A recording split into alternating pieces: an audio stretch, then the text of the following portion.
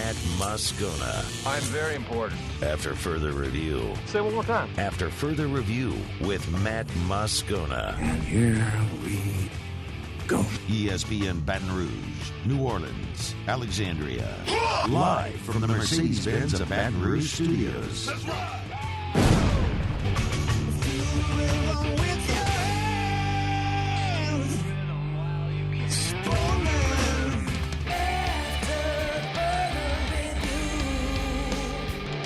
And off we go. Welcome aboard. Glad you're with us. AFR presented by Don Juan Cigar Bar. I'm Matt. This is Shaq O'Neal, and I hate Matt. Paul O'Neal. They're chanting Paul O'Neal's name. Yusu. And Mr. Toby Tomplay.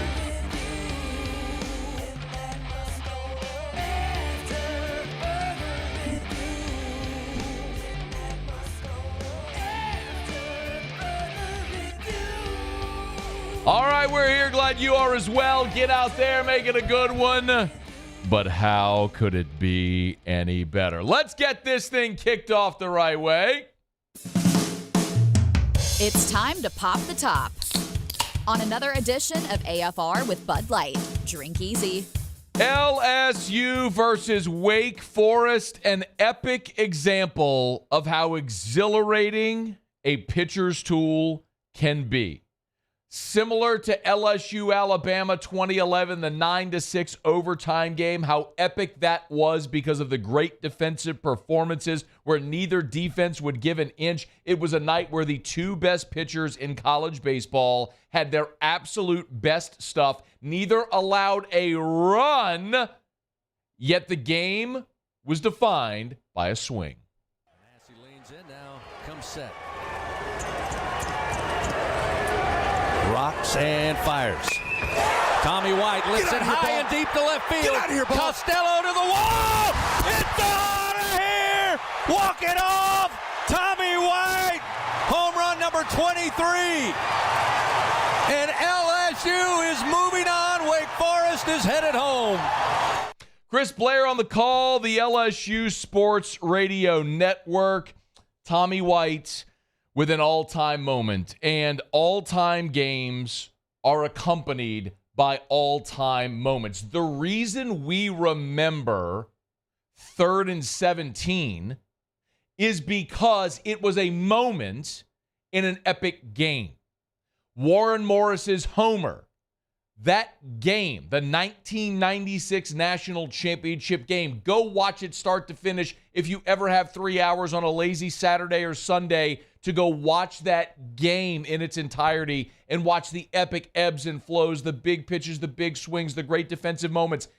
That moment arose because of how epic the game was. Billy Cannon's run. This is a tale as old as time.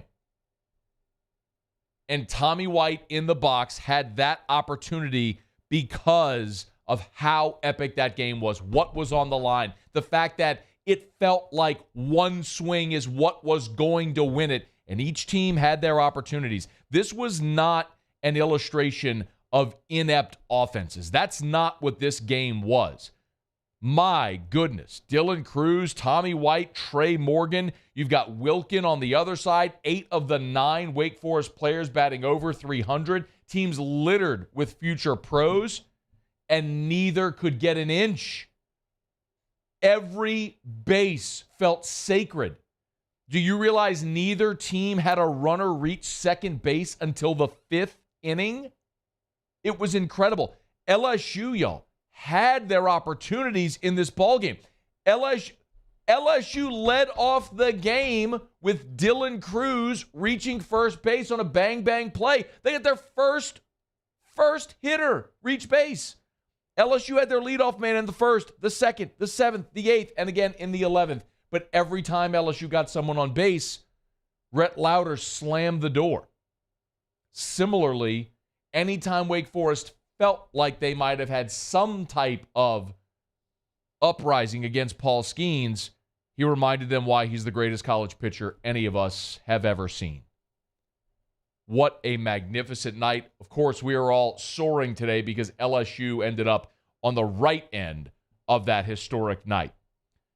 But it is remarkable what this team has done. I'll say it again. I've sat here for months telling you I did not think this was a team that was built to come out of the losers bracket to win a national championship.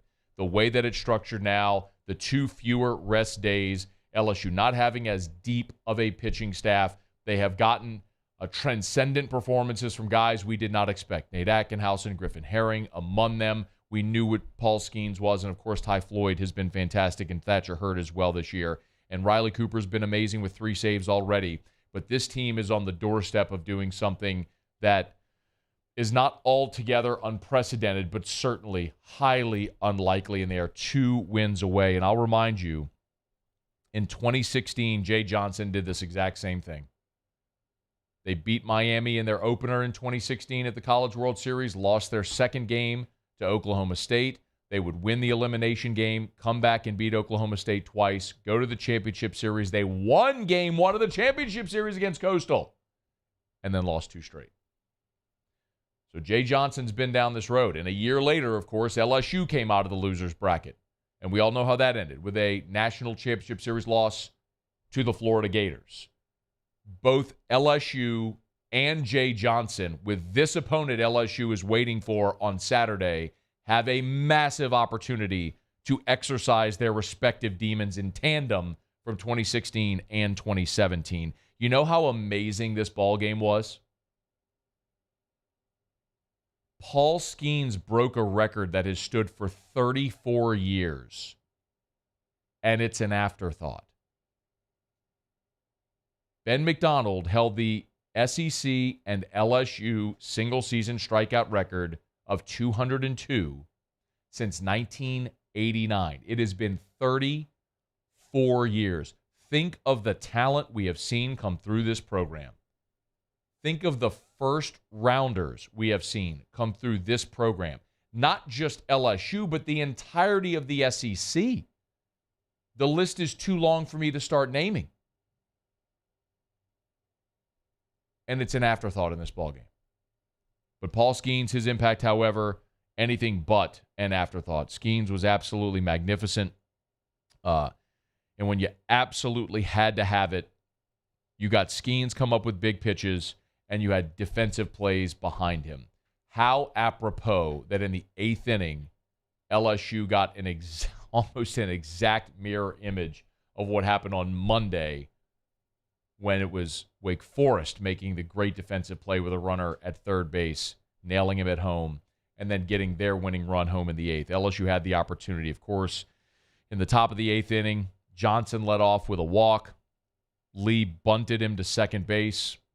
We don't need to have the bunt conversation, but you know how it went. Both teams tried to bunt to get runners home. It didn't work for either of them. But Winne, who was replacing Kurtz in the lineup, he struck out. Unfortunately, a wild pitch allowed the runner to get to first. So instead of 2 outs, runner on second, you've got 1 out, first and third.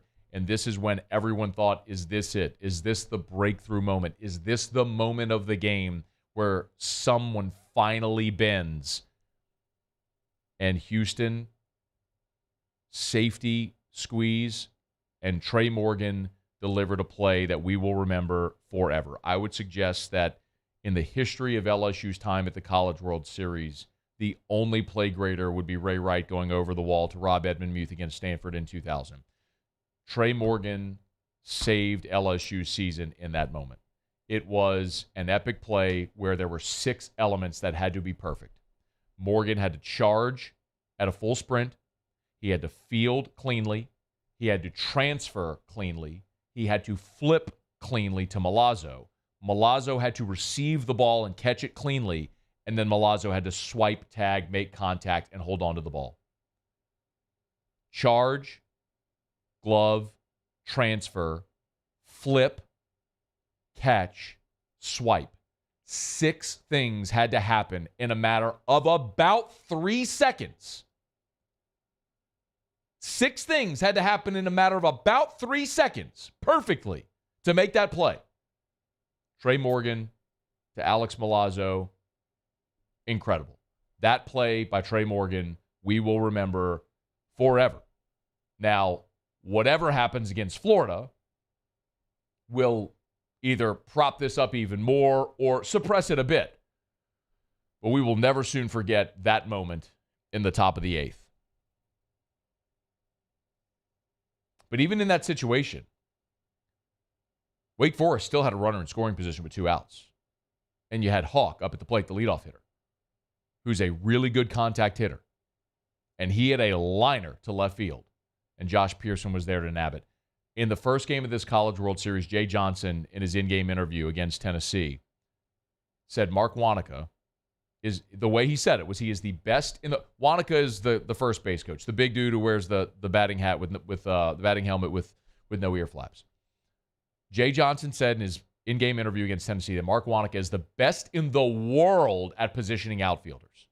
Have you noticed how effortless some of the plays LSU has made in the outfield in this College World Series? Not considering the Sun field, understand that, but liners right at people in the outfield, it has been a thing of beauty, and that was certainly the case last night. Bottom of the 8th, we got to see Louder, the quirky guy with all the jokes that have accompanied it, as we all know, and LSU got the leadoff man on. It looked like Pearson maybe had walked, but he had a tough take on an inside fastball, and he got on base. We all knew Milazzo was going to bunt.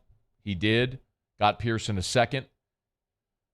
Tom Walter had a tough decision to make. He got first base open and Dylan Cruz up. Do you pitch to the best player in college baseball? He decided to do so. I couldn't believe it.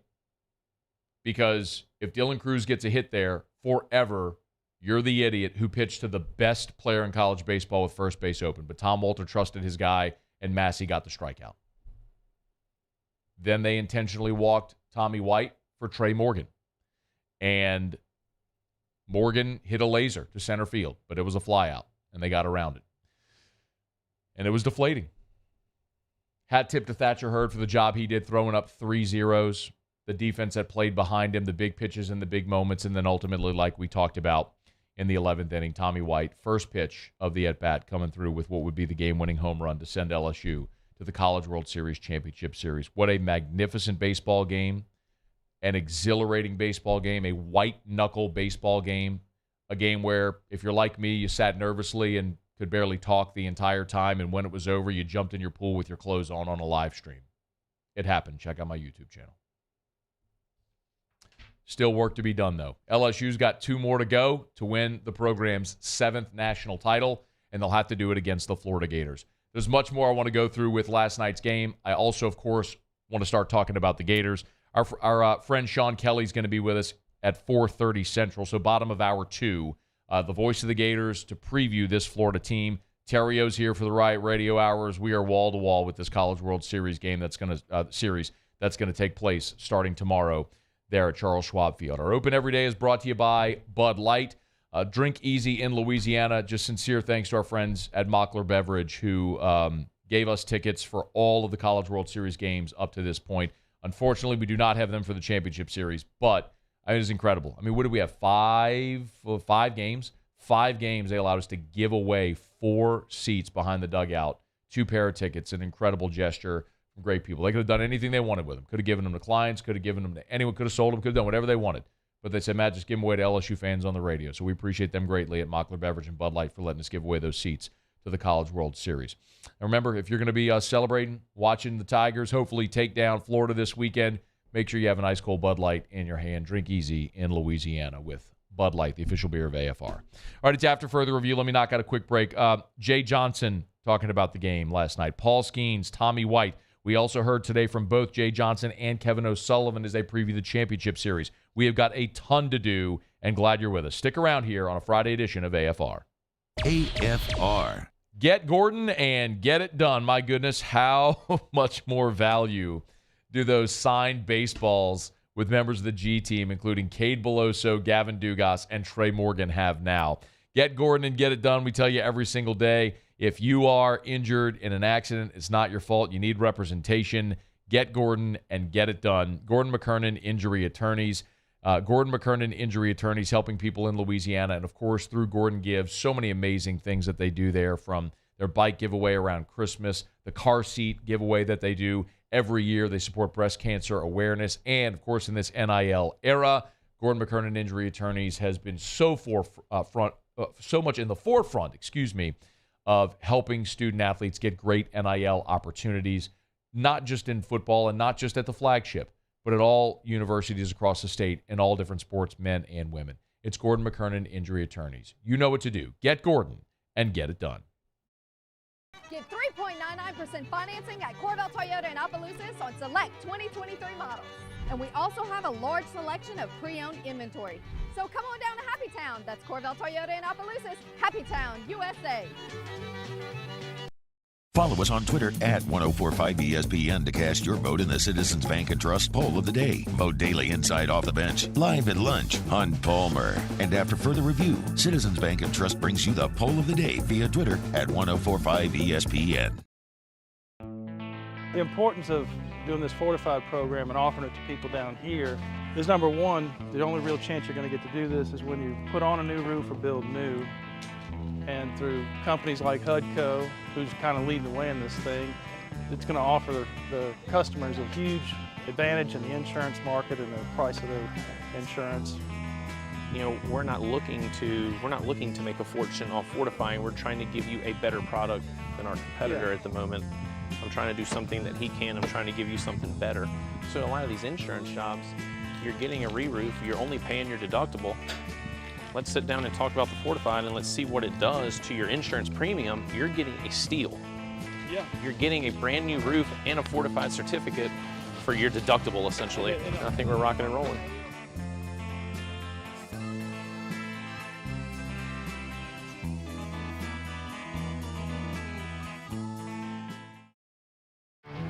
There it is, the extra mile, on the border of expected and extraordinary for those willing to go further, like vans customized for work or play, with safety and tech to keep you connected, supported by a 5-star sales, service, and finance team, and backed by the 1-star you know. So go the extra mile.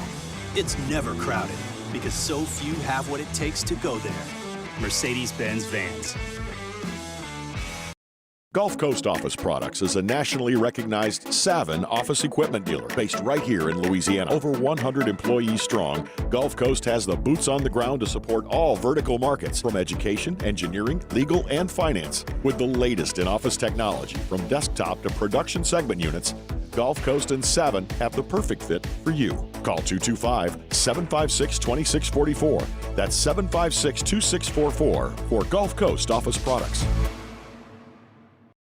When is a taco more than just a taco? When it's Government Taco. Voted best tacos 3 years in a row by 225 Magazine, Government Taco puts the most delicious spin on tacos the capital area has ever seen. With creative combinations like the Magna Carrot, the Filibuster, or the Steak of the Union. Plus perfect tortilla chips paired with the best salsa and queso you've ever had. And happy hour every day from 3 to 6 p.m.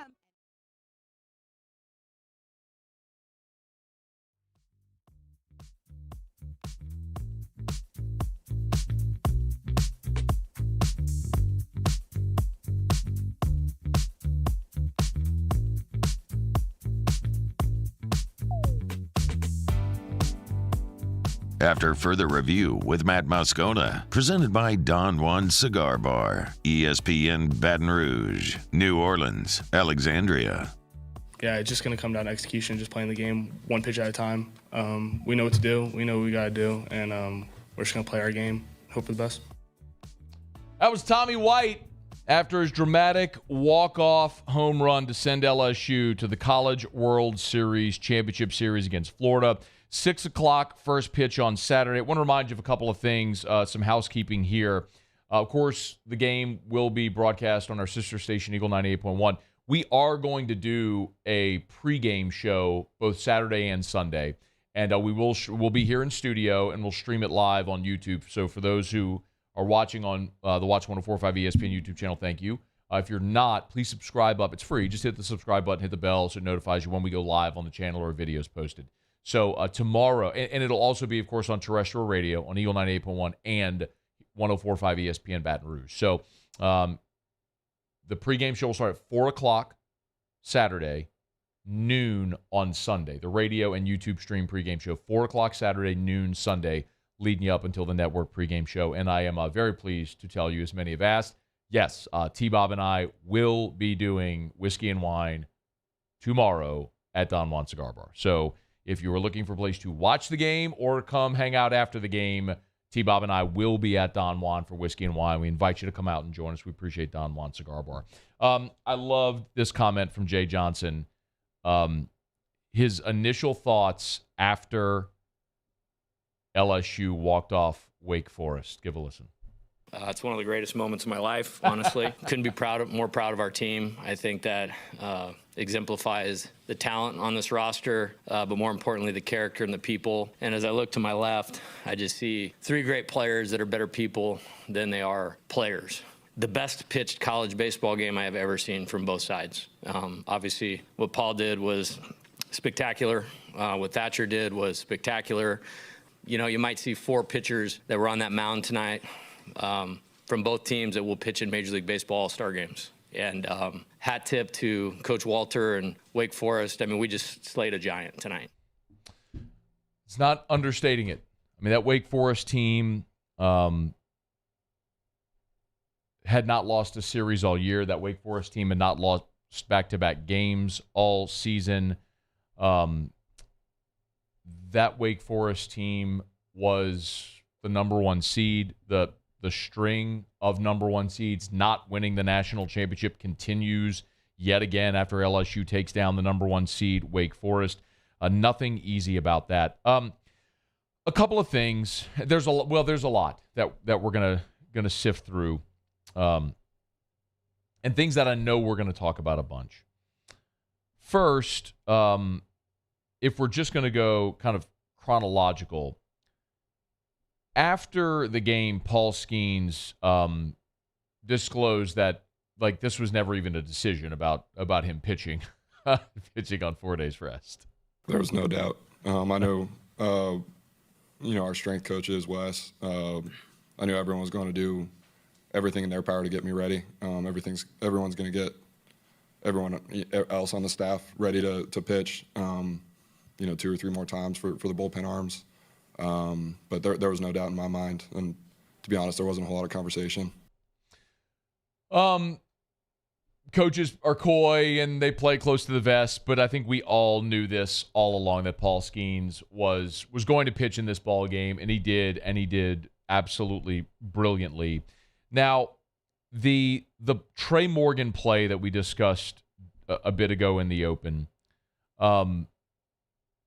I kind of went through everything in that had to happen, and it was 6 key elements. It was Trey Morgan charging full speed, gloving, transferring, flipping, Milazzo catching, and swipe tagging. If any of those things are off even marginally, you don't make that play. It was remarkable. Jay Johnson reflected on the play that saved the game in the 8th inning after the game.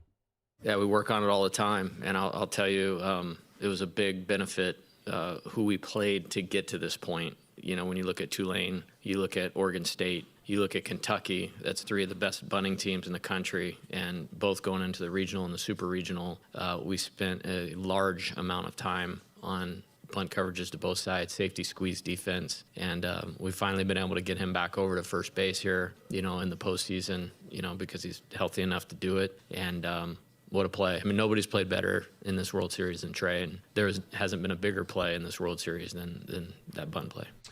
I think the only one that you could argue would be Wilkins' play on Monday at third that got, incidentally, Trey Morgan at the plate, because that's what flipped this whole College World Series as far as winner's bracket, loser's bracket. But that play by Trey Morgan in the 8th, and then, of course, Tommy White's homer. It was so interesting because if you're watching the TV broadcast, as I was, Chris Burke, after Tommy White's home run, noted, and Burke's a great analyst, he noted that Tommy White had to be hunting and sitting for a first pitch breaking ball. And it makes a lot of sense, right? I mean, Tommy White hammered it.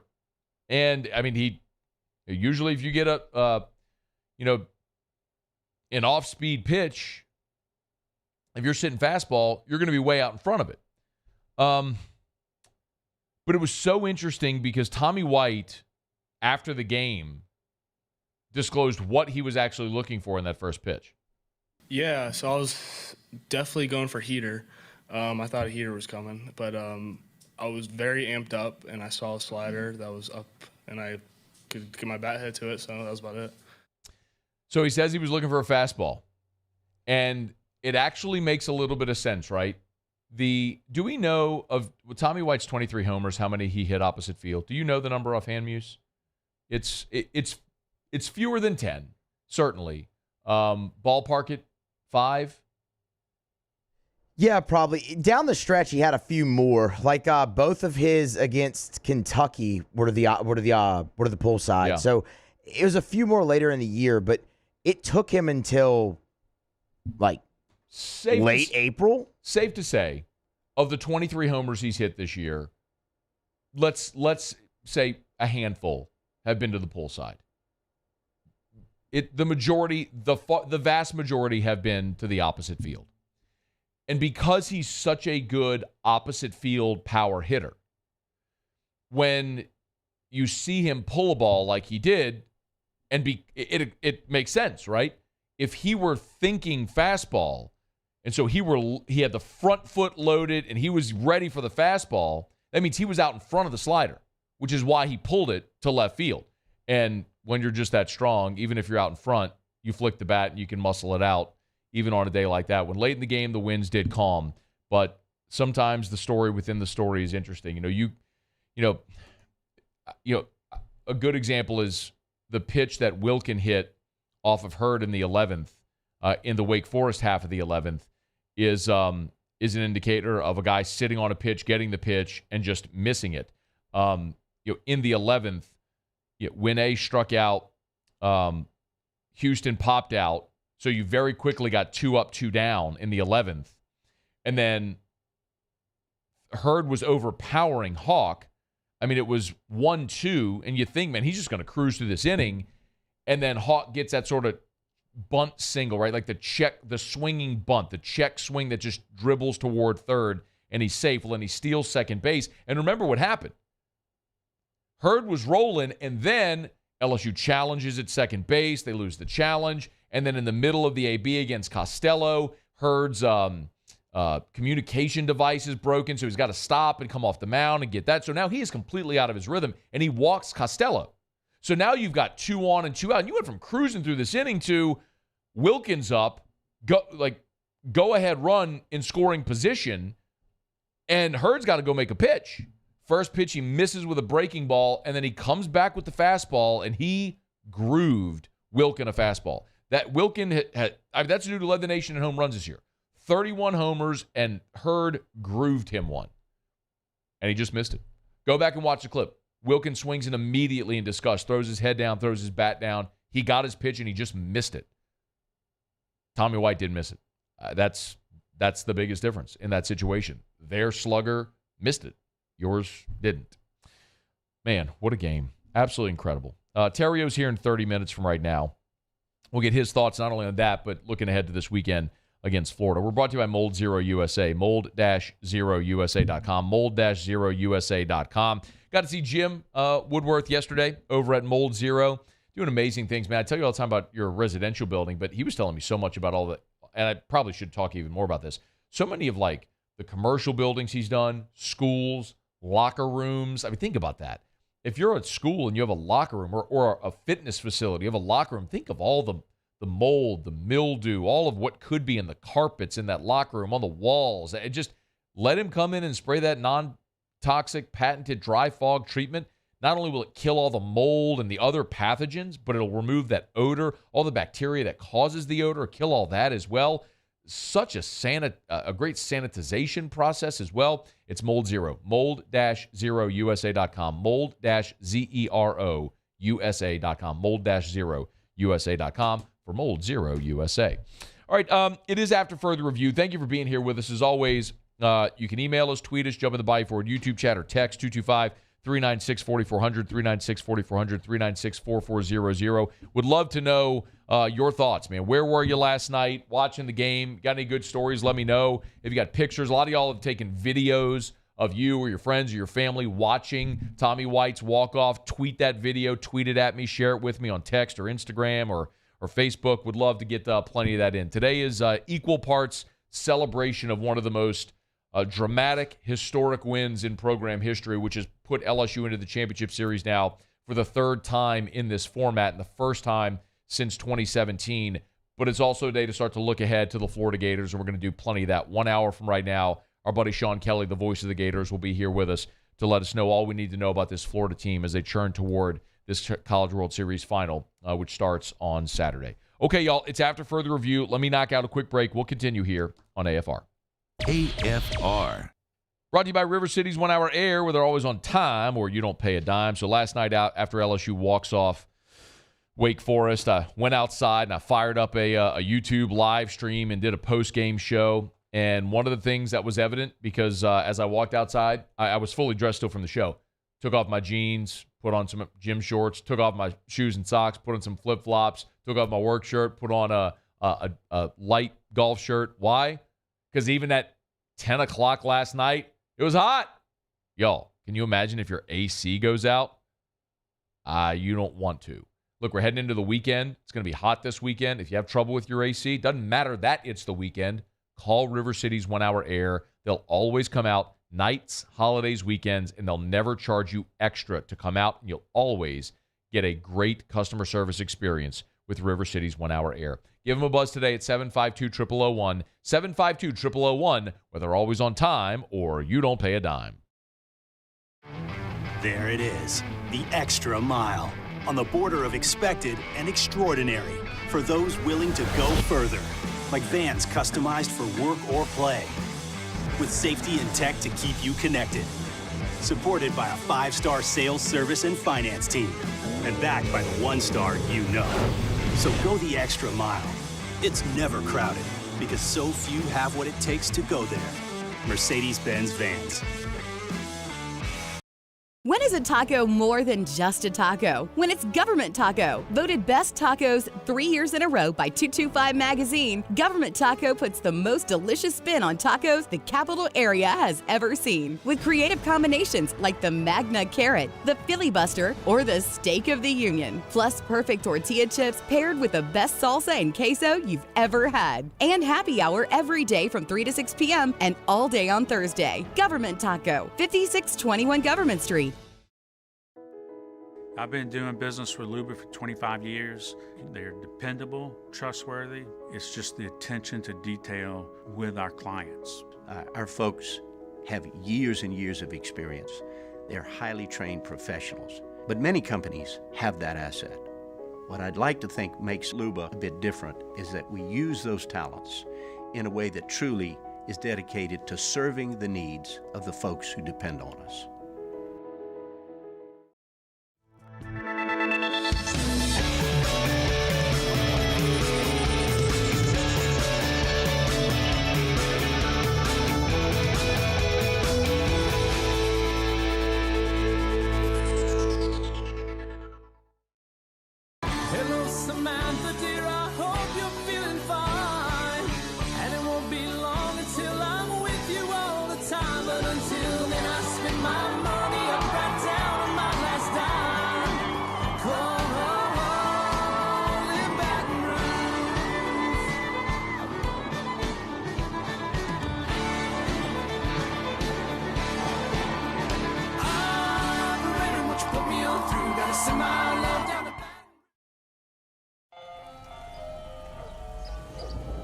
Hey there, little buddy.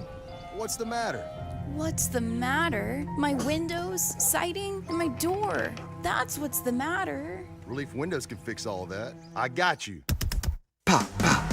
What's up? Oh my gosh, look! Curb appeal. That's a good-looking neighborhood. ReliefWindows.com.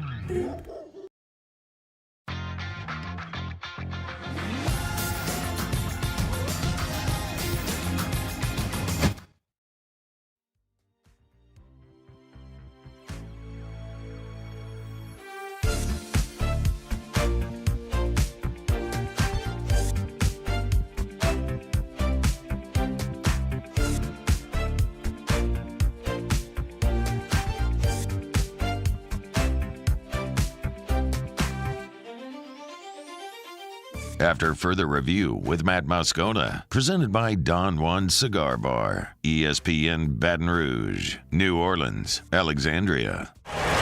2 outs and a 2-2 pitch. Swing and a miss. Down on strikes goes Johnson. He's hitless here in Omaha. Make him 0 for 13 for the Demon Deacons. Paul Skeens, punch out number 3. Another nice inning of work. We head to the bottom of the second. And punch out number 3 was the record breaker for Paul Skeens. His 203rd of the season, breaking the tie with Ben McDonald that Ben McDonald had held since 1989. What a record that stood for 34 years falls there at the College World Series. Here was Paul Skeens talking about the record-breaking strikeout. I've gotten to talk with Ben a lot, and he called a lot of our games. Obviously, he had a really good career at LSU and in the major leagues. It's cool, and it's cool to leave a legacy. Paul Skeens has undeniably left a gigantic legacy at LSU in just one season. I would venture a guess is to say I don't know that there isn't even a comparable one-year athlete at LSU. Granted, I haven't given this a tremendous amount of thought, but the one-and-done athlete at LSU, you would have to look at basketball players that came for a year. Ben Simmons became the number 1 pick after 1 year. I know no one's going to compare Paul Skeens to Ben Simmons. Ben had a magnificent season at LSU. Statistically, that team obviously didn't do what we all hoped that they would. It's very rare to look at a football player that comes in for a year and has that kind of impact. You know, Jaden Daniels in his first season comes in, LSU beats Alabama, wins the SC West, but Daniels is coming back. We all know Burrow had the amazing 2019, but it was his second year at LSU.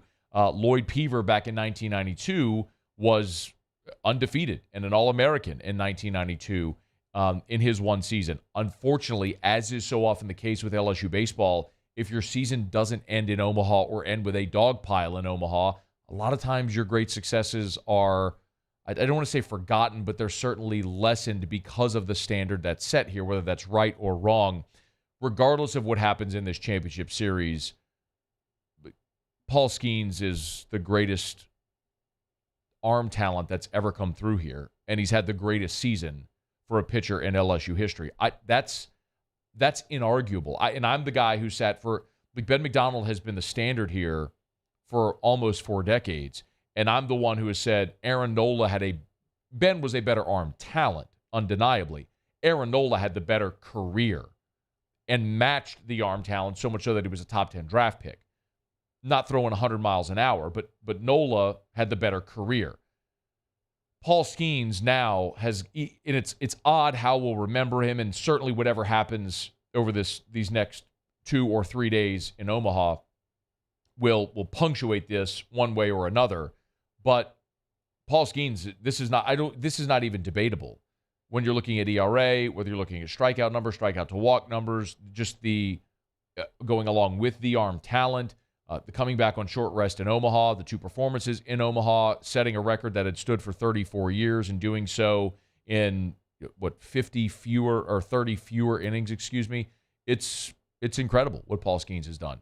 So, this is the single greatest season we've ever seen. It's the best example of a one-year player in LSU history, the impact a one-year player had. And I don't even know that there is a comp for Paul Skeens and what he has done at LSU this year. Just absolutely, there aren't words. Remarkable, sensational. Use whatever superlative you want. He's just completely on a different planet. What you got?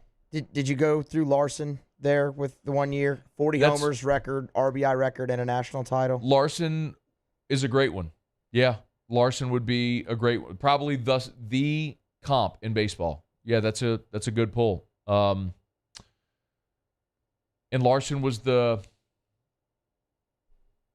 top 15 pick. I can get it for you real fast. He went to the Reds, top 15, maybe the 16th pick. I want to say maybe in there. But yeah, Larson with the 40 homers would certainly be it. 14th overall, yes. 14, okay. So Larson went 14 to the Reds. Skeens is about to go 1 or 2, most likely. But yeah, Larson would have to be it, right? I would think so, just because, there's 2 records still stand at LSU. He's on what many until now, what many consider the greatest LSU baseball team of all time in 97. RBI and home run records for the conference and LSU. That's, and then only in 1 year.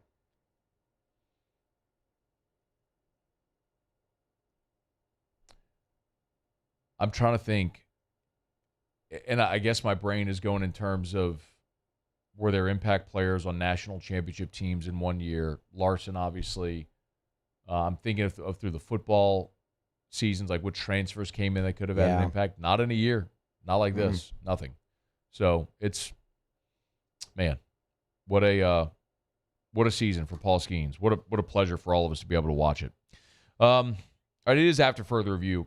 Paul Skeens, and by the way, this is the segment we typically do around the SEC. We're flushing much of our format today because I don't think that there's a soul listening to the show today that is expecting to hear about anything other than LSU beating Wake Forest and LSU getting ready to play Florida tomorrow. So that's what we're doing today. But we are, of course, around the SEC every day is brought to you by Gulf Coast Office Products. Big shout out to our guy Trey Beal and our friends at Gulf Coast Office Products. National leader among Savin dealers, but they will service all different makes and models. So whatever industry that you are in, maybe you're a church, maybe you're a law office, maybe you're a school, maybe you're in finance, maybe you're a radio group. You got office equipment all over the place. You got scanners and copiers and fax, digital machine, all-in-ones, interactive whiteboards. Gulf Coast Office Products sells them all. They service them all. They do it better than anyone. It's Gulf Coast Office Products, GCOPnet.com. All right, it is after further review.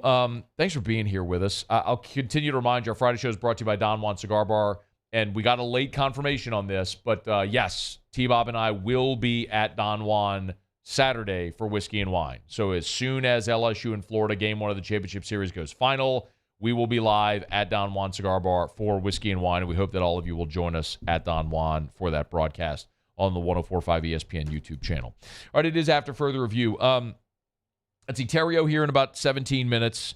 Sean Kelley, bottom of next hour, the voice of the Gators. We'll start to look at Florida.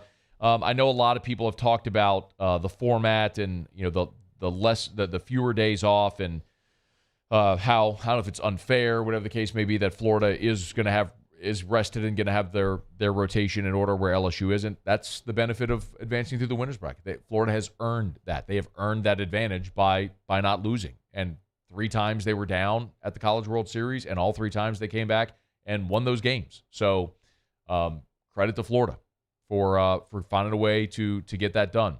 And if LSU had beaten Wake Forest and advanced in 3 games, we'd be sitting here saying that's the advantage of winning your games.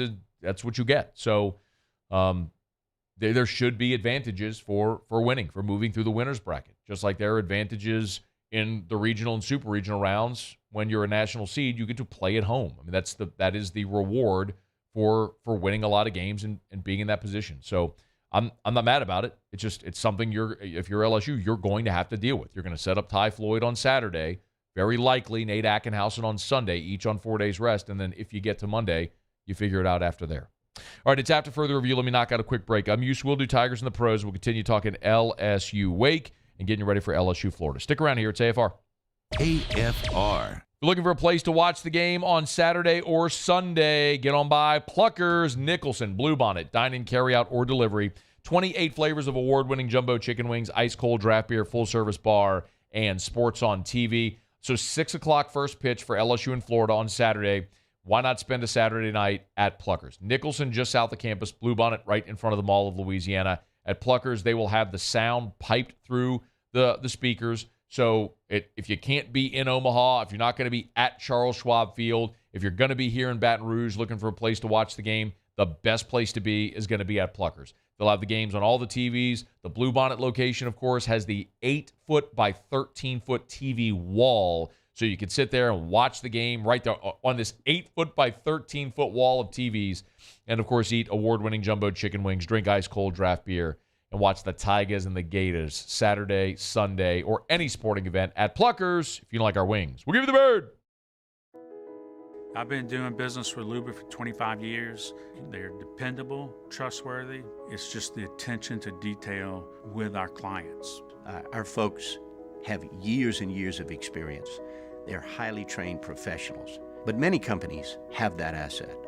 What I'd like to think makes Luba a bit different is that we use those talents in a way that truly is dedicated to serving the needs of the folks who depend on us. Turn my music high, high, high, high, yeah. You don't know what you're doing. Sure I do. I'm from the streets where the hood can swallow on me. Bullets will follow on me. There's so much that you could run the slalom. And cops comb this top to bottom. They say that we are prone to violence, but it's home sweet home. With personalities clashing, chrome meets chrome. Prices up and down like it's Wall Street. Bayou Chrysler Dodge Jeep Ram has $25,000 off new 22 Ram 1500 SCA trucks and incredible deals on all remaining 2022 inventory. All with Bayou's 1 million mile warranty. The crew at Bayou Automotive is going to do right by you. Gulf Coast Bank and Trust is giving our customers the power to bank anywhere, anytime during this challenging event. And we're right there with you. Our mobile banking app is a smart way to manage your money and time. Gulf Coast Bank and Trust, the bank that cares about you. Gulf Coast Office Products is a nationally recognized Savin office equipment dealer based right here in Louisiana. Over 100 employees strong, Gulf Coast has the boots on the ground to support all vertical markets from education, engineering, legal, and finance. With the latest in office technology from desktop to production segment units, Gulf Coast and Savin have the perfect fit for you. Call 225-756-2644. That's 756-2644 for Gulf Coast Office Products. There it is, the extra mile, on the border of expected and extraordinary, for those willing to go further, like vans customized for work or play, with safety and tech to keep you connected, supported by a 5-star sales, service, and finance team, and backed by the 1-star you know. So go the extra mile. It's never crowded, because so few have what it takes to go there. Mercedes-Benz Vans. When is a taco more than just a taco? When it's Government Taco. Voted best tacos 3 years in a row by 225 Magazine, Government Taco puts the most delicious spin on tacos the capital area has ever seen. With creative combinations like the Magna Carrot, the Filibuster, or the Steak of the Union. Plus perfect tortilla chips paired with the best salsa and queso you've ever had. And happy hour every day from 3 to 6 p.m.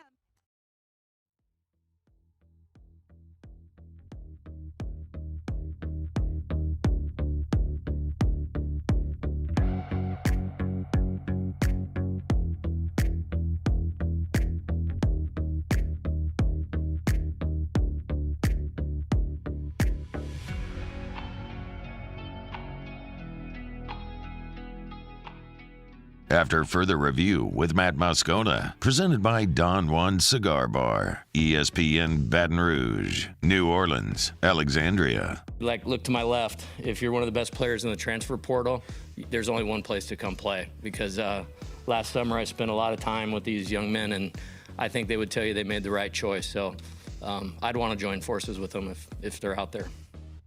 The three men to his left were Tommy White, who delivered the game-winning home run, Paul Skeens, who started, and Thatcher Hurd, who finished the game for LSU. All three happen to be transfers. So, in sales, they got the saying, ABC, always be closing. If you're Jay Johnson, the ABC is always be Cruton. And he does it better than damn near anybody. And, yes, dipping into the transfer portal and getting Skeens and Hurd and White has helped shape this team. And it's one of the reasons why on Monday of this week when we were talking about LSU in the position as they were getting ready to play Wake Forest for the first time, not knowing the result of that game and really not even mattering at that point. The key and the point there was I wouldn't take any coach in college baseball today over Jay Johnson. Yes, there are coaches who have more skins on the wall presently, but he's gotten two different programs already now to the championship series, the College World Series. He's only 46 years old. He's a maniacal recruiter. He's never going to stop. It's the only thing he wants to do. Did you hear the first words out of his mouth is, this is one of the greatest moments of my life. I mean, and he's not lying. I mean, it's what he lives for. The man lives, eats, breathes, sleeps baseball. And he's going to be here for a long time. And It's pretty cool to say, as an LSU fan, he's ours, right? Because you have the guy that I think everybody in college baseball is looking to going, that's going to be a problem for a long time in Baton Rouge. With those resources and the way that he churns, I mean, he's using his in-game. There ain't nobody who hates an in-game interview more than Jay Johnson. Nobody. He uses the in-game interview to recruit. Post-game press conference, recruiting. Always be recruiting. And this helps, too, with the number of people that watched the game last night. Kendall Rogers quote tweeted this just minutes ago. This is from the Sports TV Ratings Twitter account. Wake Forest LSU last night averaged 2.091 million viewers on ESPN2. So by comparison, the NBA draft on ESPN averaged 2.7 million viewers. So LSU, Wake Forest, 2.09 million. The NBA draft, 2.71 million. And don't be confused in any way. The fact that you are on ESPN2 as opposed to ESPN is significant. And I know on your cable guide it's one channel difference, but so many people by default go to ESPN or log on to ESPN. And that's, by the way, without streaming numbers. So the number would clearly be higher. Think what that number could have been if the NBA draft wasn't going on opposite at the exact time on ESPN, but still a very significant number as college baseball continues to grow. And no doubt the Skeens-Louder matchup brought a lot of people, a lot of eyeballs to the game of college baseball, which is fantastic to see because while we've seen Paul Skeens all year long, I venture a guess that there aren't a ton of people in LA, Chicago, New York, DC, Seattle that were, finding their ESPN Plus to watch Paul Skeens against, Central Connecticut State. No disrespect. Actually, he didn't pitch against them. He pitched against Butler that weekend. Yeah, so shout out Central Connecticut State or Samford, whatever. So, yes, for a lot of people, that was probably the first time that they got to watch Paul Skeens pitch, a guy they've heard so much about. Now they got to see him pitch. So, and he did not disappoint. All right, it is after further review. Jay Johnson mentioned something else about offense in that park I want to get to in a second. We're brought to you by South Point Volkswagen, southpointvw.com. New and certified pre-owned in Baton Rouge and online, southpointvw.com. Monday, we go live on ESPN 103.7 in Lafayette. Of course, if you're in the 337, they've got Southwest Volkswagen over there in Lafayette. But South Point Volkswagen, airline just north of Highland. Remember, tomorrow, first pitch, 6 o'clock. You got plenty of time earlier in the day to get by South Point Volkswagen and test drive a brand new Volkswagen. Search the inventory online at southpointvw.com. That's southpointvw.com. They always have great deals going on. When you move the type of inventory that South Point Volkswagen does, you always have the best selection of new inventory and certified pre-owned at South Point Volkswagen. Airline just north of Highland or southpointvw.com. South Point Volkswagen. What's your direction? Okay, I don't know if I have time here for this. We'll get to this when Theriot's here, but essentially, Jay Johnson today was asked how the ballpark has impacted the offenses. And I do want to go a little deeper into that. For what it's worth, tip of the cap to my friend Kevin Ford, who's a longtime member of the LSU Sports Radio Network for basketball and football postgame and stuff. Kevin's a big outdoors guy, and so he's always looking at winds and tides and all kind of crap that I don't know anything about. Just because it's all, how the fish are running or whatever. And he pointed out to me that they're calling for nearly 20-mile-an-hour winds out tomorrow at Charles Schwab Field. So a lot of the offense was impacted by the 20-mile-an-hour winds blowing in. Tomorrow, that's expected to turn. So I would fundamentally expect to see more offense in the College World Series Championship Series with LSU and Florida with that wind turning and blowing out on Saturday. Okay, it's after further review brought to you by Don Juan Cigar Bar. Here comes Sports Center. Theriot is next. AFR. At Corvell Toyota in Opelousas, I'm happy to say we have vehicles in stock and more coming in at no markup. Don't pay over MSRP. Come on down to Corvell Toyota and choose your new Toyota today. That's Corvell Toyota in Opelousas, Happy Town, USA. Relentless reporting gets results. I'm never going to stop until we get the answers you need. Uncovering more as the powerful try to cover things up. What happens in the dark will always come to light. Founding new principles and practices for the state of Louisiana. Chief Investigative Reporter Chris Nakamoto. Chris Nakamoto and the Investigative Unit, recipients of Columbia University's prestigious DuPont Award. The Windsor Senior Living Community in Mandeville, Louisiana is a beautiful, vibrant apartment community geared toward seniors. They are nestled right in the heart of Mandeville, where seniors live a more carefree lifestyle in spacious apartments with the peace of mind that comes from having a little extra help. Call the Windsor at 985-624-8040 to schedule a lunch and tour. Come see how the Windsor can be your passport to peace of mind. I've been doing business with Luba for 25 years. They're dependable, trustworthy. It's just the attention to detail with our clients. Our folks have years and years of experience. They're highly trained professionals, but many companies have that asset. What I'd like to think makes Luba a bit different is that we use those talents in a way that truly is dedicated to serving the needs of the folks who depend on us. There it is, the extra mile, on the border of expected and extraordinary for those willing to go further, like vans customized for work or play, with safety and tech to keep you connected, supported by a 5-star sales, service, and finance team, and backed by the 1-star you know. So go the extra mile. It's never crowded, because so few have what it takes to go there. Mercedes-Benz Vans.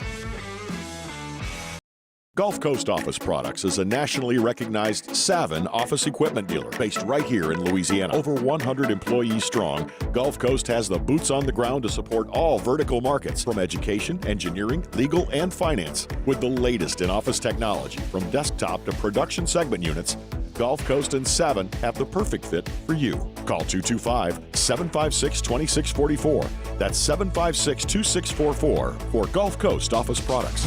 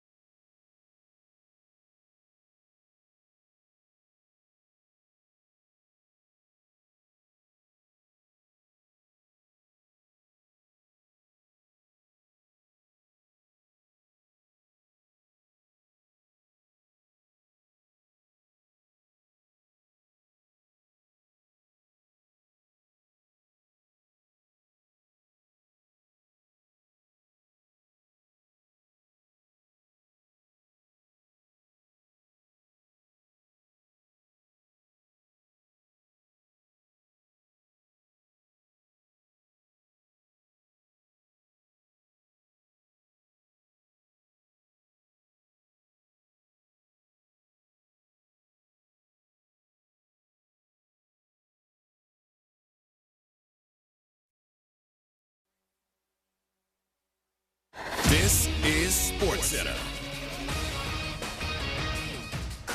I'm Christine Lisi. An explanation from Celtics President of Basketball Operations Brad Stevens on the reason for the 3-team trade where Kristaps Porzingis landed in Boston and Marcus Smart was sent to Memphis. He said it was all about balancing the team's roster, and that meant they were likely going to lose a really good player. Stevens sees Porzingis helping Boston's offense and defense near the rim. ESPN's Kendrick Perkins, though, has some questions about the deal. I need to see what type of offense they're going to be running. I need to see if you're going to go with a double big lineup. And then I need to see if Porzingis is going to be durable. When there's pressure talking about winning the championship, is he going to be able to sustain that level of health throughout the course of that journey? Big perk on Greeny. The NFL scheduled a meeting for July 20th where owners are expected to vote on the Commanders' sale to a group led by Josh Harris for a record $6 billion. And the Bills announced contract extensions for GM Brandon Beane and coach Sean McDermott through the 2027 season. Think O'Reilly Auto Parts for all your car care needs. They're close, convenient, and have the parts you need fast, along with excellent customer service from professional parts people you can trust. Stop by your local O'Reilly Auto Parts today or visit O'ReillyAuto.com. Matt Moscona. I'm very important. After further review. Say it one more time. After further review with Matt Moscona. And here we go. ESPN Baton Rouge, New Orleans, Alexandria. Live from the Mercedes-Benz of Baton Rouge studios. That's right.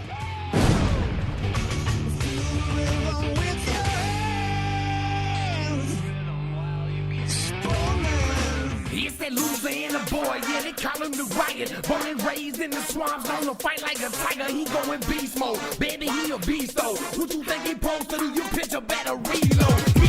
After further review, the Riot Radio Hour with Matt Moscona and Ryan Theriot, presented by Alpha Customs. Alpha Customs, Prairieville and Lafayette, and online at alphacustoms.net. How's your week going? Week was good. Yeah, good. I have a good. I'm full of good ideas. On ESPN Baton Rouge, New Orleans, Alexandria. Here comes Theriot. The throw. Not in time. Scudero delivers and the Giants lead 4-3 in the 10th. The wave pool, although probably full of bacteria, flesh-eating parasites, and the occasional turd, provides endless hours of fun. It's not cool to have a 30A sticker on the back of your grocery go-getter. Big fan of the truck. The Riot Radio Hour.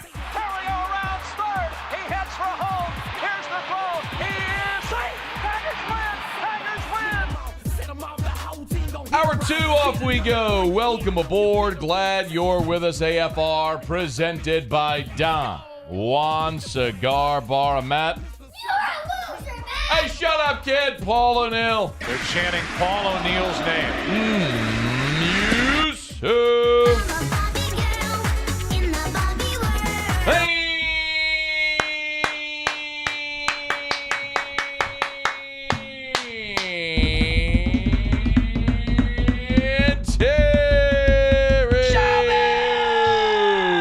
We're here. Glad you are as well. Make it a good one. Yeah. All right, man. Give me your thoughts. What a game last night, man. I mean, I thought two big leaguers took the mound. I have a hard time sitting still, as you know. You've been around me long enough. Like I'm not good at that, and I did not budge. I mean, was locked into every pitch. It was one of those games that we're going to remember for a long time. I wish it would have been the championship game because it could, go down as like an all-time great. I just hope it's not forgotten because it was a just awesome played baseball game, start to finish. Lot of great pitching, obviously defense, timely hitting. Just everything you can ask for if you're a true baseball fan. Hey, look, you're not wrong in this sense. Iowa women's basketball slayed the Giant this year. They beat South Carolina in the semifinal and lost to LSU. Mm-hmm. A few years ago, wasn't it Mississippi State, the women, who beat UConn, ended their 170-game win streak, whatever it was, lost the final to Notre Dame. That's true. Like, it matters. You do the heavy lifting, but you got to finish the deal. Otherwise, 2017 LSU baseball. I mean, you coming out of the losers bracket, beating Oregon State twice the way you did was incredible. But that team, despite all the big leaguers on it, all the talent, as great as they were, the leaders, the personalities, Zach Hess with the wild thing, glasses, and the whole deal of it, that team isn't going to be remembered in the same light as your 2000 team and the other five that won it. Mm-hmm. So you got to go finish the job, man. Right or wrong. That is how this is going to go for the Tigers. So we got a lot to do.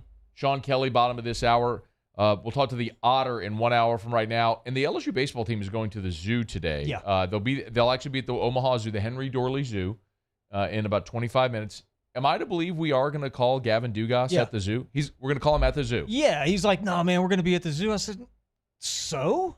Who doesn't love the zoo? We can talk about what animals that you're seeing. I'm excited about. I'm really excited about it. We'll get him at the zoo. You're gonna ask zoo questions, and I'm gonna ask baseball questions. Absolutely. Is that how this is gonna go? Yeah, isn't that normally how that happens? That just is- yard sale the interview. That's pretty much how it happens. Okay. Well, aside from the very obvious, how's your week been? Wonderful week.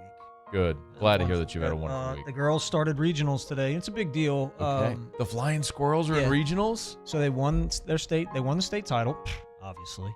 The Flying Squirrels won state. BVB, not the Flying Squirrels. Regardless, we've changed names again. No, they're always going to be the Flying Squirrels. To me. That's fine. Yeah. To me, that's what they're always going to be. So they started regionals today. Guess what time their game was today? 3:00. 7 a.m. Oh. And I was really pissed about it until I got out there and it wasn't hot. And I'm like, oh, we got the good draw. I don't know, bro. 7 a.m. is still hot. It wasn't bad. Okay. At 8 o'clock, it got hot. Okay. Tomorrow we play at 7 a.m. Oh. And then the next day we play at 7 a.m. 7 a.m. That's early. That's early. It is early. And you got to be there at 6. Your boy was really irresponsible last night. 7 a.m. would have been a really tough make for me for a soccer game. I want to talk about that in a little bit. We can talk. We'll talk about it. So I acted like an irresponsible college student who just watched his favorite team win a very important game last night. I didn't Knowing see full that well coming at all on your live stream with the shirt. I didn't see that coming at all, honestly. That wasn't. Oh, really? Yeah, I didn't see it coming. You mean like swan diving into the pool, fully dressed, didn't give it away? I didn't give it away. Pouring and consuming copious amounts of Van Winkle 12-year Lot B didn't give it away? No. No? Kind of knew that was coming. That's why I love you, though. You're all in. But it was a great week, man. I mean, a lot of good stuff happening this week. I would like to talk a little because, the game's on, the College World Series. We've been following that. That's what's hot. So, and I love to surf the web, social media whenever these games are going. I don't comment much, but I like to see what people say. That's like my thing. What do you call that whenever you just, it's equivalent of people watching, I guess. No, but there's a term for that, right? Whenever you just read comments but you don't post. What's that called? I don't know. I didn't know there's a term for that when you just read comments but you don't post. Yeah, I don't know. But that's what I do. Okay, anyway. With the baseball because anyway, so I do that. So I wrote a letter to the fans who comment on social media about baseball. All right, here we go. Okay. It's gonna piss a lot of you guys off, but you deserve it. Okay. Let me preface this letter by saying that if the kid acts like an idiot, then I'm perfectly okay with you blasting them. Okay? If they do something for the sole purpose of drawing attention to themselves, like make a stupid comment, don't run a ball out, that drives me nuts. Really? Okay. Or maybe show up the other team. Maybe. I kind of like that a little bit sometimes. If they don't give 100%, then they're fair game. If they do those things, then you can blast them, okay? But if it's performance driven, especially hitting a baseball, let me remind you of a few things. Matty boy. The hitter has literally hundredths of a second to react. He's got hundreds of seconds? Hundredths. He's got hundredths of a second to figure out what type of pitch is coming. Okay? He's got hundredths of a second to determine whether it's a ball or a strike or if he should swing or not. Daffy Dunk, ladies and gentlemen. Suffering fuck attack. Hey, guy who played baseball for his high school team back in '95 but rode the bench the whole season. You, of all people, should know how difficult this is, because you stink. You got a grand total of 7 varsity at-bats at Estruma High School back in the day. Did you forget what it felt like to get your doors blown off by a 75-mile-an-hour fastball? Oh, man. Do you not remember having to hit in the slow cage at Skip Bertman's Grand Slam? Yeah, I'm talking to you. The only kid that wore a helmet in the batting cage because you were afraid of the ball. Oh, good pull on the slow, the medium, and the fast. I remember that. You're the dude that would sneak into the slow pitch softball cage whenever nobody was looking just to make consistent contact. The one on the end. You remember that one? I do remember this. The one that would go like, doom. That's right. It would rainbow. It would Doom. And Rainbow the pitch, too. Yeah, I do remember that. Hitting is hard. Like, oh, man, that really was such hard. a good pull. Hitting is hard. Baseball is hard, by the way. Yeah, it is. But hitting a baseball consistently is the most difficult skill in sports. And that's why we marvel at what Dylan Cruz has done throughout his career. It's the reason Dylan's going to be a millionaire, actually, in a few weeks. Yeah. Okay, let me also say this. Can I say this? It's your segment. You can say whatever you want. Let me also say this.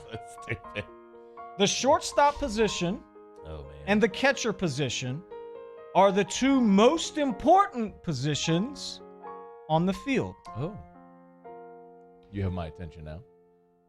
We saw what happened when a catcher had a bad day the first time LSU played Wake.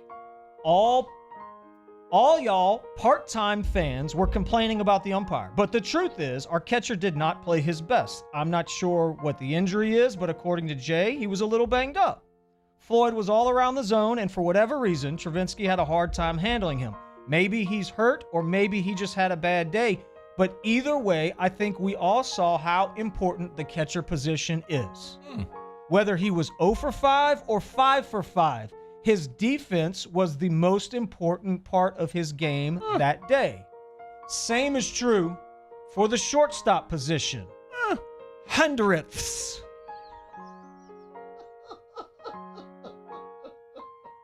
There's 3 phases to the game that determine your worth. Muse knows this. He loves baseball. Hitting, defense, and base running. All equally important, but for some reason, we tend to only focus on the negative. That. Jordan Thompson has played a wonderful shortstop this season. He's been asked to move from shortstop to second base and vice versa in the middle of an inning, which is not an easy thing to do, and I, for one, think it's stupid. Trust me when I say those two positions are the exact opposite. From footwork to positioning, they may seem the same, but they're actually very different. Yes, the kid has struggled during Omaha, but so did my good friend Brad Cressy, and all was forgotten and forgiven when he came up with one of the biggest hits in program history against Stanford to win the College World Series in 2000. Who scored that run? Me.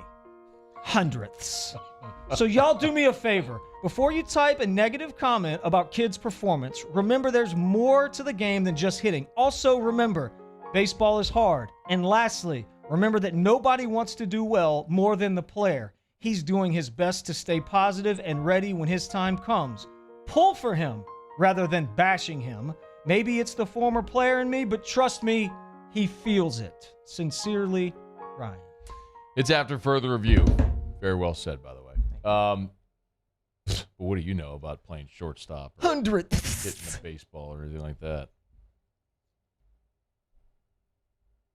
I hit 286 at Lehigh. You were a catcher. Me? No, you weren't. You were a pitcher. You were an arm. You're first baseman, arm guy. Oh. And then they threw your arm out at Sharp Road Park. It's a sad day. It happened. I know. It's a hashtag fact. I did. All right, it's after further review. Do we have to break? Yes. Okay. I had another one too. Another one what? Another point on this, but we'll talk about it later. It's okay. On the defense stuff? No, kind of, but it's okay. Remember that point, because I want you to say it. Let's come back with that. It's AFR. AFR. Brought to you by Darren James and Associates, brokered by eXp Realty. Every home listed by every company, all in one place. Agent225.com. Agent225.com. If you want to have the most stress-free, enjoyable real estate experience where you actually get results, then you need to call Darren James. 335-7666. That is Darren's cell. 335-7666 or agent225.com. What other realtor actually sits here and mentions his listings or her listings on daily radio ads? Darren James does. Like this one, a Darren James exclusive property in Denham Springs, a gorgeous property, a farmhouse with a barn spare guest house as well, a lake in the front. It's more than I want that. 4.27 acres. Look at that right now. Motivated seller. You better go. It's priced below appraisal and it didn't flood. Check it out right now. Agent225.com. Think real estate, think Darren James. The world's leaders in obesity research, obesity medicine, and obesity science are right here. We're doing something that no one's ever done or trying to answer a question that no one's ever asked before. Pennington is a real jewel when it comes to research. We are finding the solutions to the world's worst chronic disease, which is obesity. Louisiana needs Pennington Biomedical. Follow us on Twitter at 1045ESPN to cast your vote in the Citizens Bank and Trust poll of the day. Vote daily inside Off the Bench, live at lunch on Palmer. And after further review, Citizens Bank and Trust brings you the poll of the day via Twitter at 1045ESPN. There it is, the extra mile, on the border of expected and extraordinary, for those willing to go further, like vans customized for work or play, with safety and tech to keep you connected, supported by a 5-star sales, service, and finance team, and backed by the 1-star you know. So go the extra mile. It's never crowded, because so few have what it takes to go there. Mercedes-Benz Vans. I've been doing business with Luba for 25 years. They're dependable, trustworthy. It's just the attention to detail with our clients. Our folks have years and years of experience. They're highly trained professionals, but many companies have that asset. What I'd like to think makes Luba a bit different is that we use those talents in a way that truly is dedicated to serving the needs of the folks who depend on us.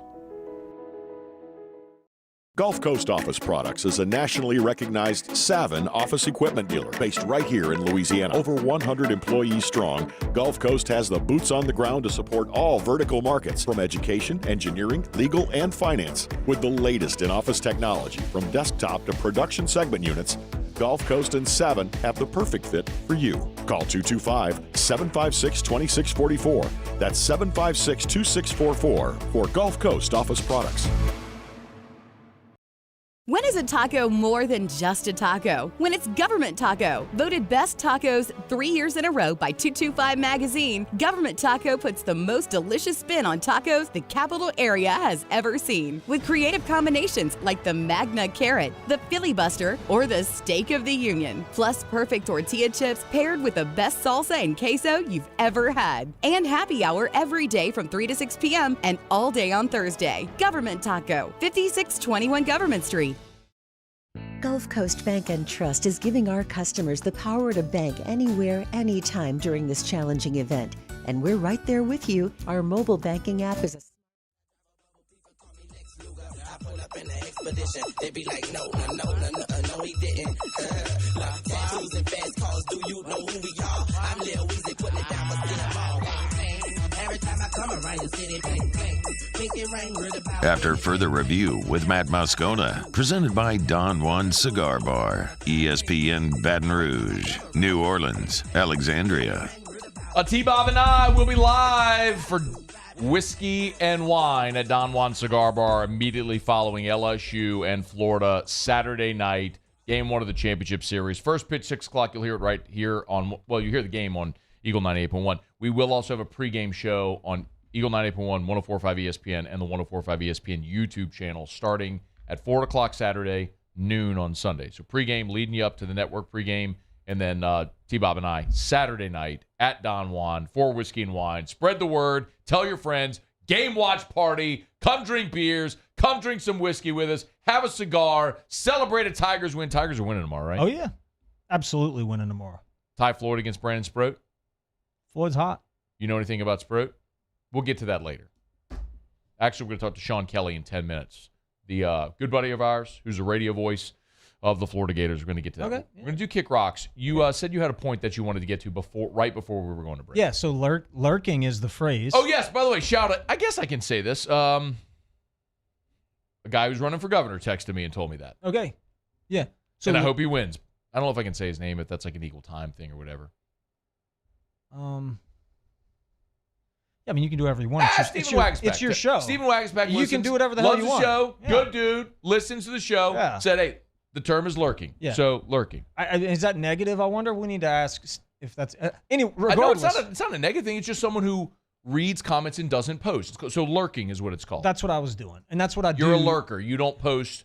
But you read people's But comments. that sounds negative. I don't think that's negative. It's not? Is that good? I think it's actually really smart because if you don't have anything good to say or positive, then why would you post? That's true. Like, because you know what's going to happen? You say something dumb, and then I earmark it, and months later I come back and do my receipts segment and call you out by name and laugh at you. Yeah, that's good. I know. Okay, regardless. So I'm lurking. That's good. I was lurking. And this was another hot debate on the social media in the social media world was who was going to pitch yesterday. That was a good one. And so you had like all these reasons why Skeens should pitch or Skeens shouldn't pitch, and then you get some lady who's never, and no offense to the women out there, God bless you, I love you, but how do you know?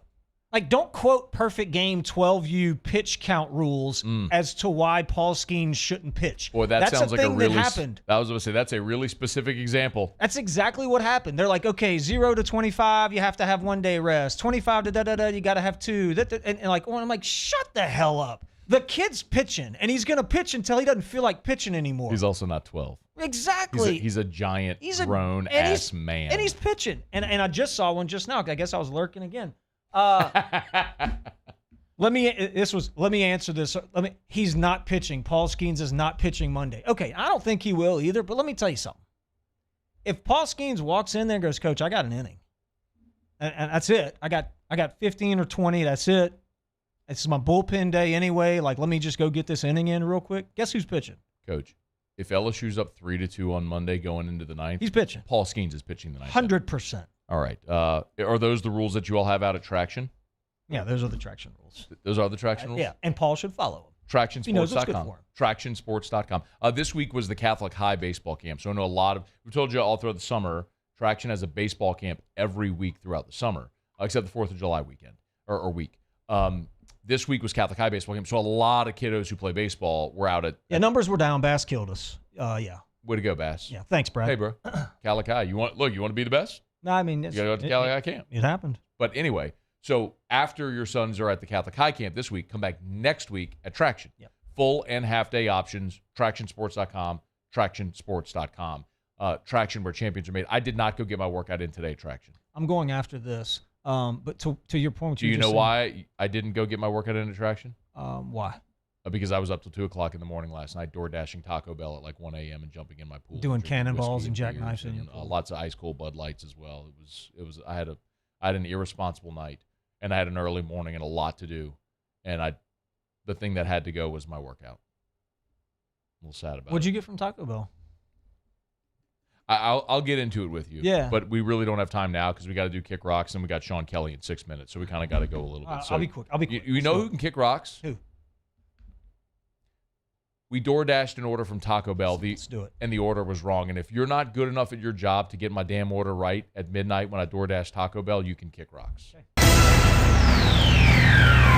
It's time to kick rocks with Ryan Theriot. Kick rock. Presented by Ruckus. Kick rocks with shoes from Ruckus, Jones Creek Road in Baton Rouge, or go to ruckus103.com. Tom Brady can kick rocks. That's a standing kick rocks, but this one's a perpetual kick rock. Kick rocks. Did you prepare? Yeah. Okay, you can kick rocks for being a middle midget. Kick rocks. Costing your team 4 points. They can kick a whole bag of rocks for that. Get on down the road and kick rocks. I got the Air Max original. Okay, there you go. Small white G-Nikes. Well, I'll do it too. What you got? I have the Air Max. These are just the originals. There they are. You got to face them. You got to make them face each other. Just kind of standard. There you go. Okay, whoever designed Charles Schwab Field and decided to put how biggest... little your shoe is compared to mine. Yeah.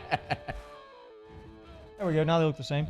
No, they don't. And decided to put the biggest fireball known to man directly in the left fielder's face can kick rocks. Who does the sun study? And says, oh, the sun's going to be right there at this time. Like, we couldn't have designed that thing a little bit different to where that doesn't happen. So here's one question I do have about that. Is it possible that they know, but, like, that's a minor league team's park, right? I don't think they play a lot of games at 6 o'clock. When did you play games in the minors? What were start times? All over the place. I mean, day games and night games. I mean, but I guess my point is, like, that's certainly, this is set up for TV. It's a 7 o'clock Eastern first pitch, 6 o'clock Central. But that park is in the Central Time Zone. My guess is they're having 7 o'clock But Central. they couldn't have moved it. I see what you're saying. Like, you know what I'm saying? Like, why couldn't it just be going behind the grandstands rather than somebody's face? Beach balls at baseball games can kick rocks. Kick rocks. I hate it. And you stop the game, you stop the momentum. Sometimes, it really messes with the batter. I think that's stupid or pitcher. So you guys need to stop doing that crap. Same note, offensive timeouts in the College World Series can kick rocks. Our guy does this too a little bit. You mean running down for third base coach to go talk to him? Or? I mean, running to the third base coach, and our guy does it too a little bit. Coming to the dugout. Coming out of the dugout to go talk to the batter, I think it's dumb. And here's the deal: this isn't Little League. It's not Traction. We're not at Relief Windows Field over at Traction. Shout out. Talking to little Johnny about focusing and not listening to his dad scream at him on the. Is that bleachers. what they do? Okay, so that whole offensive timeout thing can kick rocks. And then I got one more. I'm sure y'all heard the little snippet of the Wake pitcher saying that they couldn't be beat. Did you hear that? Yeah. Whatever it was. It was Manasseh, the guy who gave up the home run to Tommy Tanks. Okay. Shout out to Tracy Morrow too. If you listen to the whole answer to that question, he asked that he was asked, you'll feel much different about him. And so media members that cut sound bites to make players out to look like villains can kick rocks. Kick rocks. I've been there. Oh, you mean sometimes people take comments out of context and post them to get clicks? Yeah. Oh. And then because it wasn't bad. And then people are lazy and don't go get the whole story as to what happened. Correct. Huh. That's really interesting how that happens sometimes. Interesting how sometimes it goes down like that, Ryan. What are you doing? I don't know, sometimes people just don't get the whole story about things and they draw conclusions and then they're told what to believe by people and then people believe it. And people believe it and they go about their lives. Because they're lazy. Interesting how sometimes that happens. Oh, by the way, Kick Rocks brought to you by Ruckus. So we got our shoes there on the table. Yeah, I'm all white G-Nikes. That's one of the first pair I bought. When I first was getting into sneakers, everyone was like, so first things first, you always have to have a pair of clean all whites in your closet. I was like, okay. Went to Ruckus. That's one of the first pair I bought were my all white Air Force Ones. I like them. What else you got? Oh, look, some new arrivals.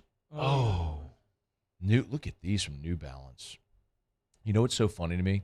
When I went into Ruckus the first time and they were trying to sell me, not some, but I was saying, okay, what's new? Yeah. Which like it was not like a pressure sale or anything. They were saying New Balance. I'm like, bro, I'm not wearing any New Balance. Like that's what my mom would wear to walk around the neighborhood. But I'll be damned. I kind of like these. Not only are they incredibly comfortable, they're super fashionable, and people like wear New Balance fashionably. As a matter of fact, remember when Ronnie Paul came in studio and he brought us each a pair of shoes as a gift? He gave me a pair of New Balance. I'm so glad he did because I would have never bought them for myself. Like I'm just being very candid. Like, I told him this. I was like, I would have never bought New Balance. I just wouldn't have. And now I love them. I got a couple of pair. They're fantastic. So get by Ruckus. They're going to treat you great. You want your SBs, your G-Nikes, your Air Force Ones, of course. They got you over at Ruckus. Ruckus103.com. Shop online. Ruckus, R-U-K-U-S. Ruckus103.com. All right, let's go up to Omaha. When we come back, talk to Sean Kelley, longtime friend of ours, former voice of the New Orleans Pelicans, who is now the radio voice of the Florida Gators. We're going to talk about LSU's opponent this weekend in the championship series. That's next on AFR. AFR. So I had a talk this morning with my buddy Butch over at Clegg's. Shout out. Great dude. He said, man, I had a call from someone who listens to your show or watches in Monroe asking about the Aeon mosquito barrier. Dude's in Monroe and wants to get it. They got mosquitoes up there. Yeah, they do. Have you gotten these yet, the mosquito barriers? Absolutely. They're incredible. And I know Clegg's Nursery, they have full green. They're the largest garden center in the state, right? They got full greenhouses and it's flowers and plants, and that's why primarily people go. But the point I was making is when you go into Clegg's, they have so many products. They're partnered with True Value Hardware Store. Anything you'd find at a hardware store you can get. They've got outdoor decor, if it's like garden benches or flags or floor mats or wind chimes or bird feeders, and so many other stuff like the Aeon mosquito barrier. I'm dead serious. done with mosquitoes, 90 days at a time for $25. It's Clegg's. Bayou Ford has up to $7,000 off MSRP plus 0% financing on new 23 Ford F-150 XLT trucks and incredible deals on all remaining 2022 inventory. All with Bayou's 1 million mile warranty. The crew at Bayou Ford is going to do right by you.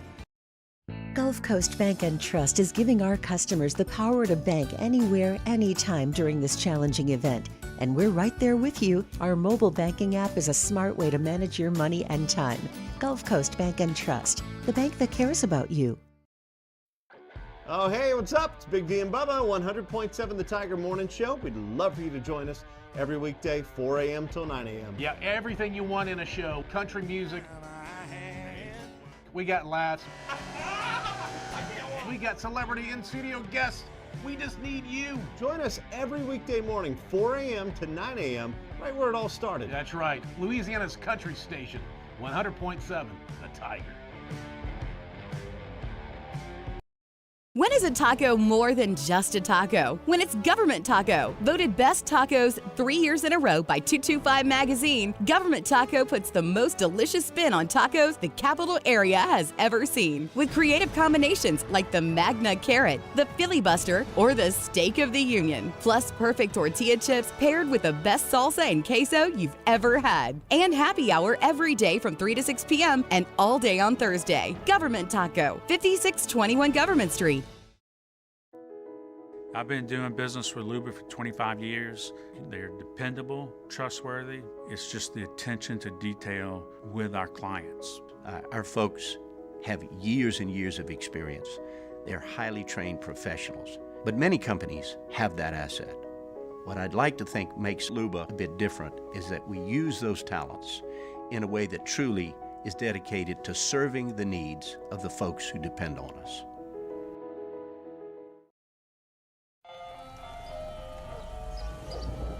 Hey there, little buddy. What's the matter? What's the matter? My windows, siding, and my door. That's what's the matter. Relief Windows can fix all of that. I got you. Pop, pop. What's up? Oh my gosh, look! Curb appeal. That's a good-looking neighborhood. ReliefWindows.com. There it is, the extra mile, on the border of expected and extraordinary for those willing to go further, like vans customized for work or play, with safety and tech to keep you connected, supported by a 5-star sales, service, and finance team, and backed by the 1-star you know. So go the extra mile. It's never crowded.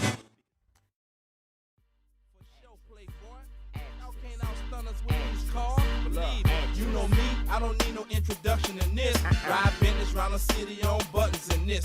Arm hanging, wrist blinging, just stunting in this. Drop the top, block is high, stay bumping in this. Be Andrews, get it right, don't. After further review with Matt Moscona, presented by Don Juan Cigar Bar, ESPN Baton Rouge, New Orleans, Alexandria.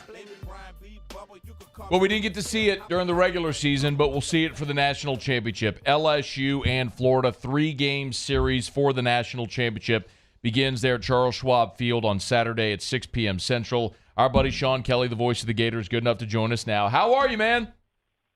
Doing great. Just another SEC weekend, you know. Right. Unfortunately, we weren't treated to it during the regular season. How different are the Florida Gators today compared to the team we saw throughout the 30-game SEC grind?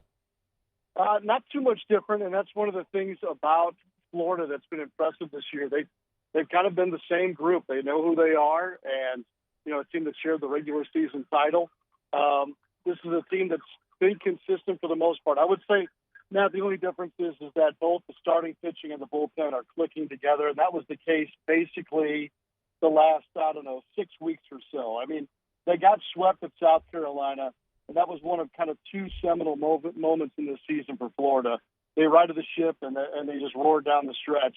The other would be the Game 2 loss in the regional to Texas Tech, and they fell into the loser's bracket, had to win those 3 games in 25 hours of the regional, but they haven't lost since, and so that's where they stand right now.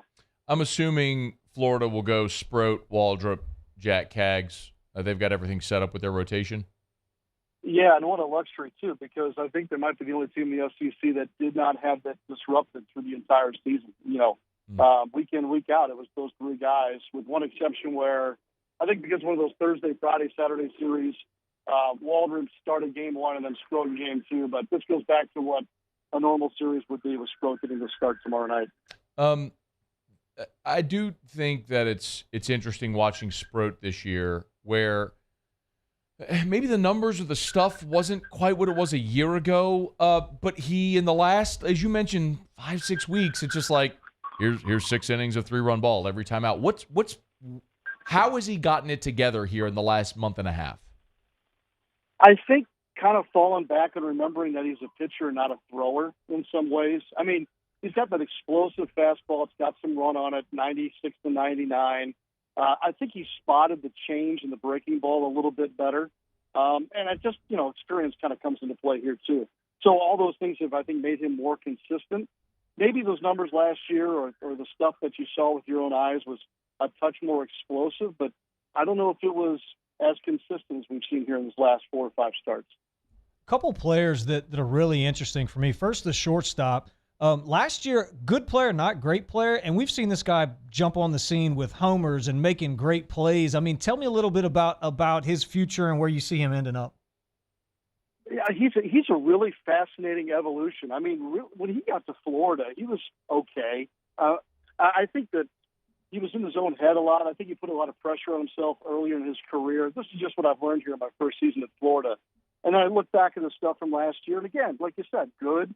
Probably better than average shortstop. But Matt, this year, and this has been from the jump, he is arguably one of the best shortstops in the country at the college level, and he looks like a pro. I mean, his range is outstanding. His arm is plus. He just has a feel. And I think after talking to him early in the season, he took more time this past offseason for mental health in that, hey, I need to talk to my boys that I came up with and watch them all having fun doing this, and I need to do the same thing. And then he and BT Riopel, the catcher, just really emerged as the two leaders of this team.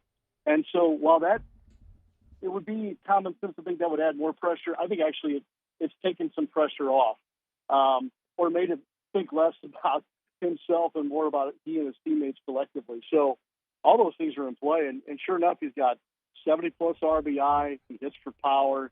He's been clutch. He's been a really good hitter right in the middle of that lineup. Is there a story behind the white necklaces that they're wearing that I used to wear when I was at Sherwood Middle in the 7th grade, or is that not a thing? Sean, I don't know if Muso, that's Theriot, who's in with me on Friday, who's being ridiculous. No, it's true. I wore that when I was in the 7th grade. I'm just wondering if that was a thing. Like, why are you wasting this man's time? Every team has their thing. They dye their hairs. The Wake would open up their jerseys all the way. Yeah, they did that. I'm just wondering if this was like a throwback. I don't know. It's funny. I asked him during BP today if I could pull him off. I like to joke with these guys. I'm old enough to be their father now. And Josh said, oh, yeah, absolutely you could wear that. And Mike Rivera, who was on that 17 team, the last time these two teams met in the championship series, he absolutely crushed the idea, which I found refreshing. But this goes back. I can't remember the former player's name now. He makes these things for a lot of the big leaguers. And he's a South Florida guy, just like Josh is. And it started, just as like you said, like a string of pearls. Well, now they've mixed in all the colors. So it's orange and blue and white. And there's probably 4 or 5 guys that are sporting these things, which, to be honest, I cannot pull off, nor will I try. But it's interesting. This is one of the few college baseball teams I've been around. There's no prop. There's no home run prop. There's no dance in front of the dugout when somebody hits a bomb or whatever. They're kind of pro-like the way they go about things. And yes, they have some superstitions and a few things and phrases, but for the most part, like, this is it. This string of pearls or beads, since I lived in Louisiana the last 20 years, I just see them as beads. It's just kind of a little bitty thing for them, but I'm starting to like them, and I don't want to. Yeah.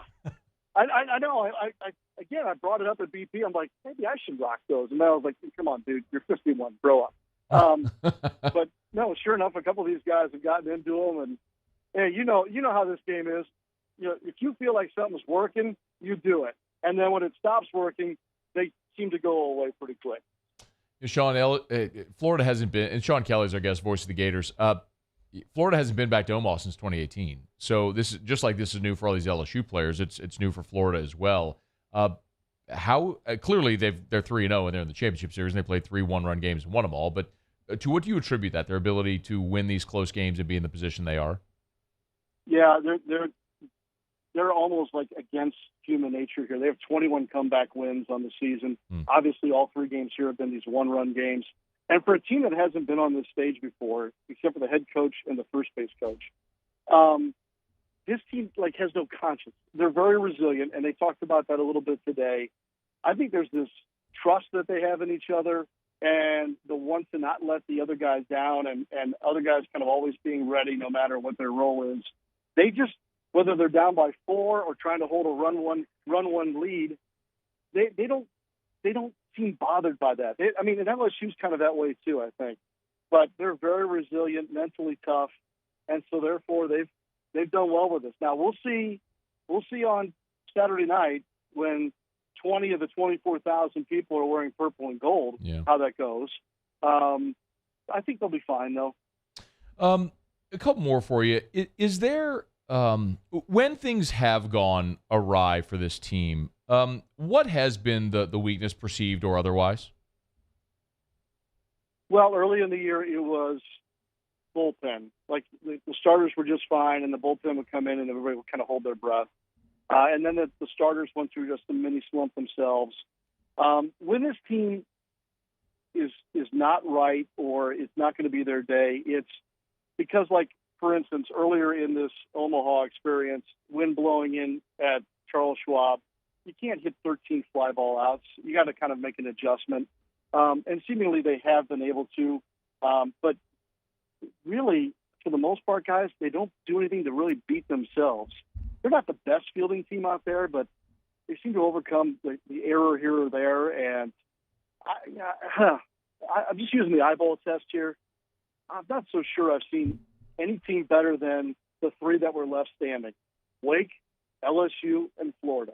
And so that's why we are here where we are this weekend. I think everyone roundly would agree with that. LSU's seeming disadvantage, of course, that they won't likely have Paul Skeens. If LSU does beat Florida in this championship series, and by all accounts, I think in Vegas the odds are pretty much a 50-50 coin flip between these two.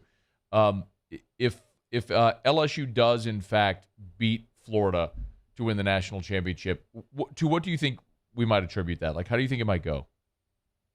LSU's pitching has got to not allow Florida to have the explosive inning and try and keep the ball in the ballpark. Because when that gets going, it's contagious with Florida. They've got, a school record, 135 or 136 home runs on the year, and they just kind of get rolling, and they can beat you with a big explosive inning like they've done to a lot of teams this year.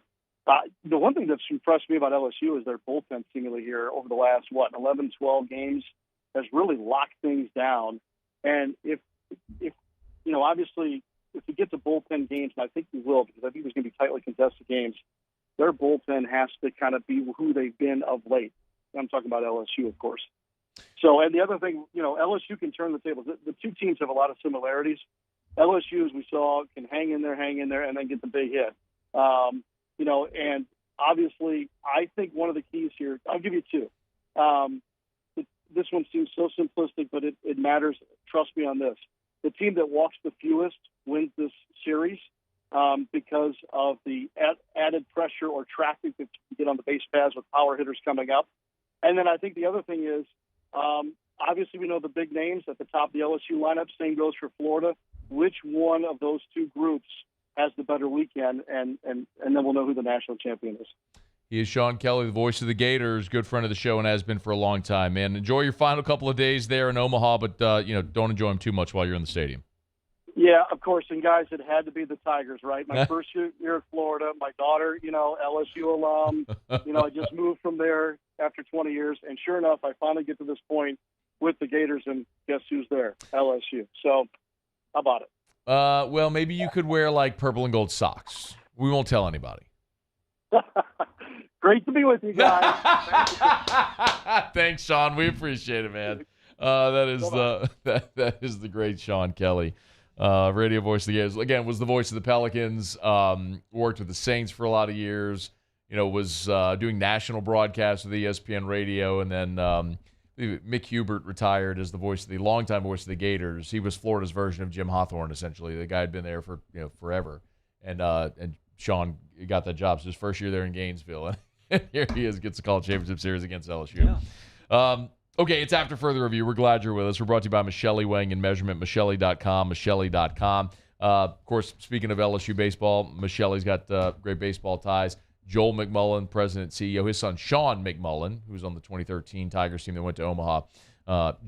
Sean also works with Michelli as well. So when a lot of these reps that will call on different companies, maybe it's Sean down in the Harahan office or in Baton Rouge, North Louisiana, who could be popping in to say hey to you. It's Michelli Weighing and Measurement. Get to the website, a font of information. If you're wondering what they do, most people know Michelli sells scales. What you may not know is the dozens of other services that they can provide. It's Michelli Weighing and Measurement, online at Michelli.com. Check them out, Michelli.com. Okay, it is After Further Review. We're going to head back to Omaha to check with Jimmy Ott in about 15 minutes from right now, after the top of the hour. Then in hour number 3, Theriot will break down LSU's pitching matchup against Florida, LSU's hitters against the Florida pitchers. So we'll get to that coming up in hour number 3. To wrap up this hour, when we come back, we'll do a little Ask Ryan. So fire away with your questions. Email, tweet us, text us. Hey, Twitter world. In the 225-396-4400, 396-4400. Ask Ryan is next. AFR. AFR is brought to you by the Renaissance Hotel, right there on Bluebonnet in Baton Rouge. A gorgeous hotel property. Every Renaissance around the country, all of them are unique. Every Renaissance is different and cultivated to its local town. For example, the Renaissance Hotel here in Baton Rouge, if you go into one of the guest rooms, the wallpaper in the bathrooms in the guest room, it's like the Cajun dictionary wallpaper. When you go into the lobby, you'll see right behind the front desk, there's this beautiful sculpture. That sculpture is actually a to-scale sculpture of the Mississippi River and all of its tributaries as it runs throughout the country. It's really, the intricate details are phenomenal, but it's so much more than that, of course. We tell you all the time about Tallulah, the restaurant there inside of the Renaissance Hotel, the meeting space, which can accommodate a few dozen or 500 people. It's the Renaissance Hotel, right there on Bluebonnet in Baton Rouge. Hello, Samantha, dear, I hope you're feeling fine. And it won't be long until I'm with you all the time. But until then, I spend my money up right down on my last dime. Come on, in Baton Rouge.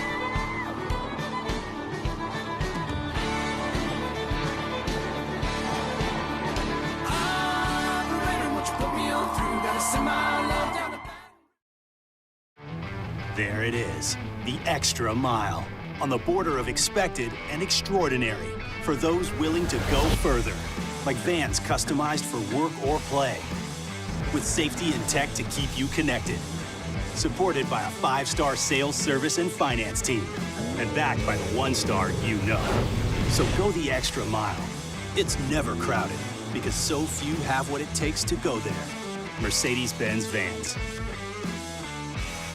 Gulf Coast Office Products is a nationally recognized Savin office equipment dealer based right here in Louisiana. Over 100 employees strong, Gulf Coast has the boots on the ground to support all vertical markets, from education, engineering, legal, and finance. With the latest in office technology, from desktop to production segment units, Gulf Coast and Savin have the perfect fit for you. Call 225-756-2644. That's 756-2644 for Gulf Coast Office Products. When is a taco more than just a taco? When it's Government Taco. Voted best tacos 3 years in a row by 225 Magazine, Government Taco puts the most delicious spin on tacos the capital area has ever seen. With creative combinations like the Magna Carrot, the Filibuster, or the Steak of the Union. Plus perfect tortilla chips paired with the best salsa and queso you've ever had. And happy hour every day from 3 to 6 p.m. and all day on Thursday. Government Taco, 5621 Government Street. I've been doing business with Luba for 25 years. They're dependable, trustworthy. It's just the attention to detail with our clients. Our folks have years and years of experience. They're highly trained professionals. But many companies have that asset.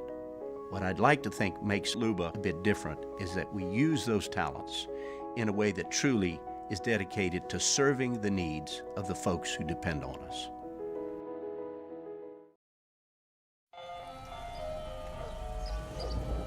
Hey there, little buddy.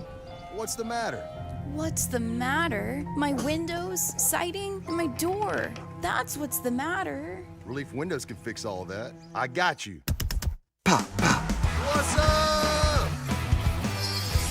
Oh my gosh, look! Curb appeal. That's a good-looking neighborhood.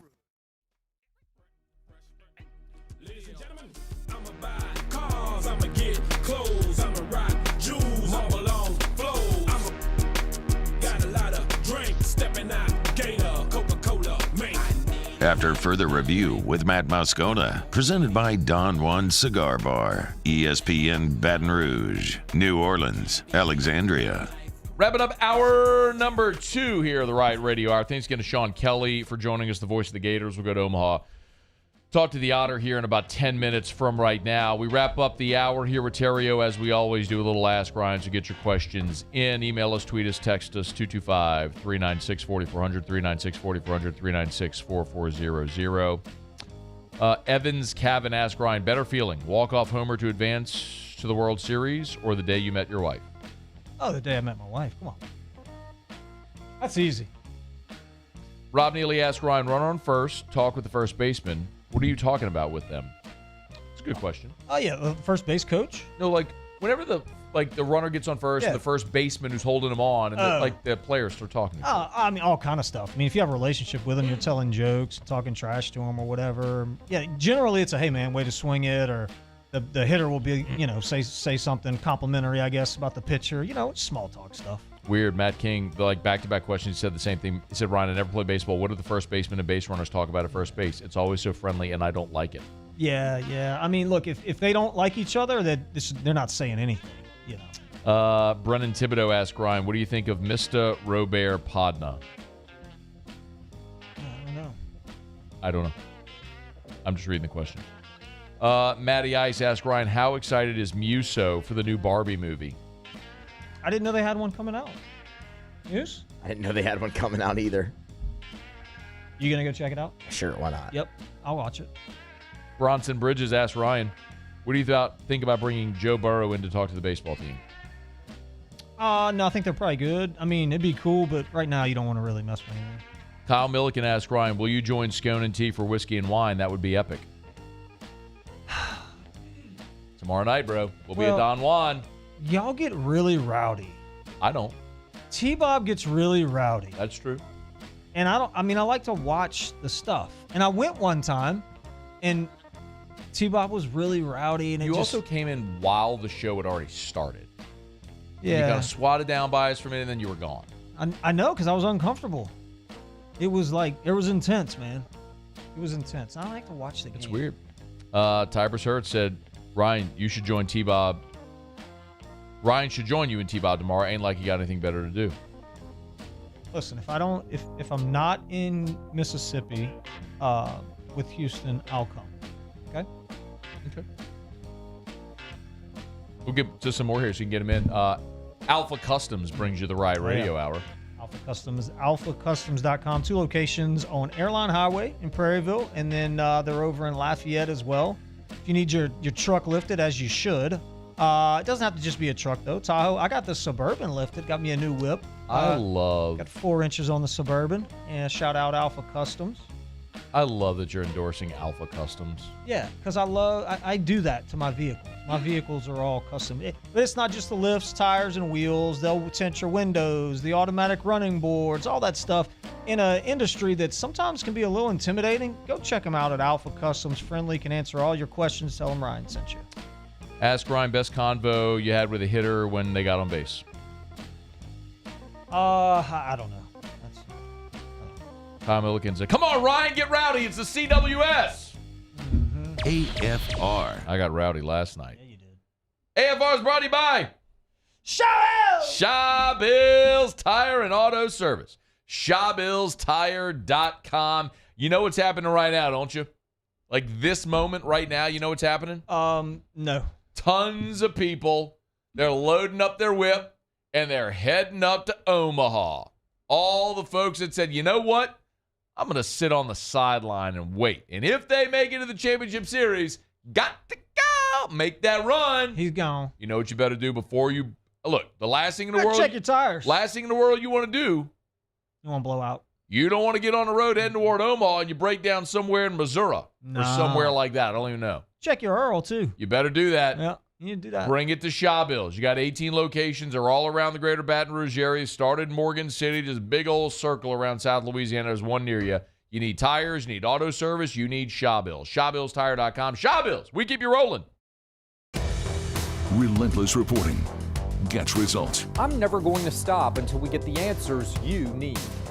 Uncovering more as the powerful try to cover things up. What happens in the dark will always come to light. Founding new principles and practices for the state of Louisiana.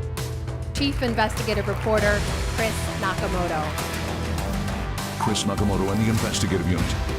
Recipients of Columbia University's prestigious DuPont Award. Bayou Ford has up to $7,000 off MSRP plus 0% financing on new 23 Ford F-150 XLT trucks and incredible deals on all remaining 2022 inventory. All with Bayou's 1 million mile warranty. The crew at Bayou Ford is going to do right by you. Gulf Coast Office Products is a nationally recognized Savin office equipment dealer based right here in Louisiana. Over 100 employees strong, Gulf Coast has the boots on the ground to support all vertical markets from education, engineering, legal, and finance. With the latest in office technology from desktop to production segment units, Gulf Coast and Savin have the perfect fit for you. Call 225-756-2644. That's 756-2644 for Gulf Coast Office Products. The importance of doing this fortified program and offering it to people down here is, number one, the only real chance you're going to get to do this is when you put on a new roof or build new. And through companies like HUDCO, who's kind of leading the way in this thing, it's going to offer the customers a huge advantage in the insurance market and the price of their insurance. You know, we're not looking to make a fortune off fortifying. We're trying to give you a better product than our competitor at the moment. I'm trying to do something that he can. I'm trying to give you something better. So a lot of these insurance shops, you're getting a re-roof, you're only paying your deductible. Let's sit down and talk about the fortified and let's see what it does to your insurance premium. You're getting a steal. Yeah. You're getting a brand new roof and a fortified certificate for your deductible, essentially. And I think we're rocking and rolling.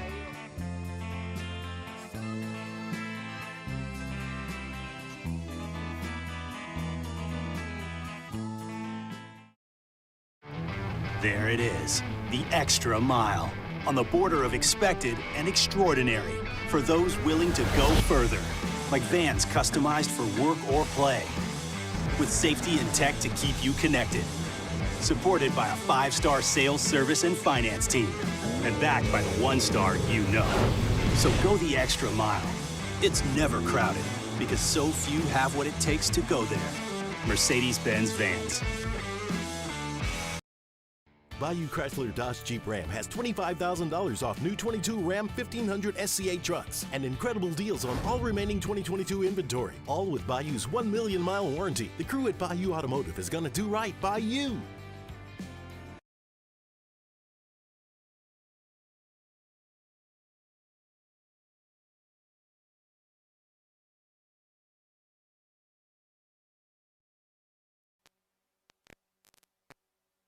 This is SportsCenter.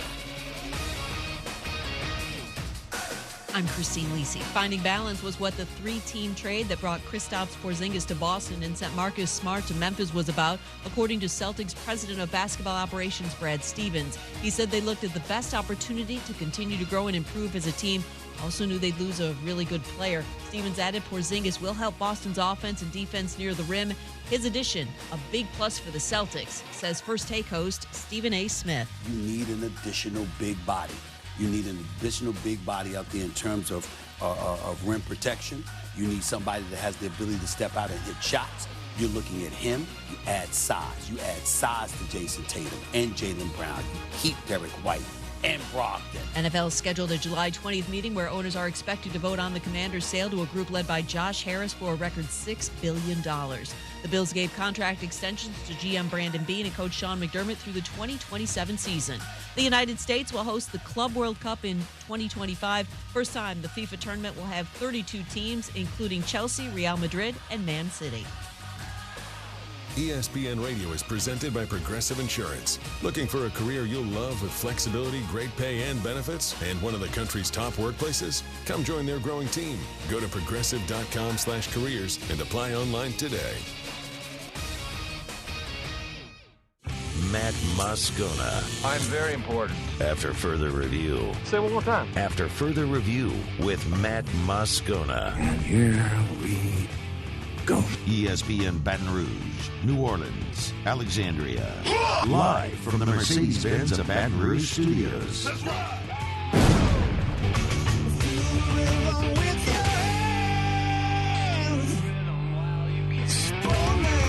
You can't handle the Riot Radio Hour. Let's do that again. Guess who's back? Back again. Lisa, I want some more.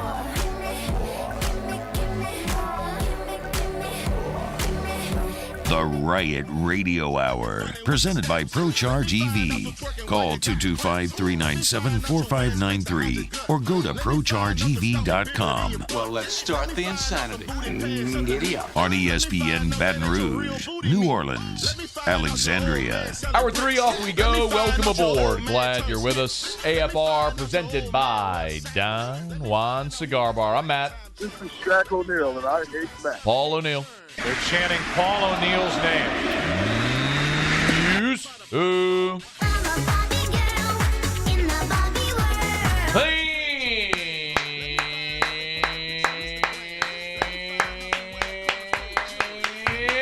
Theriot.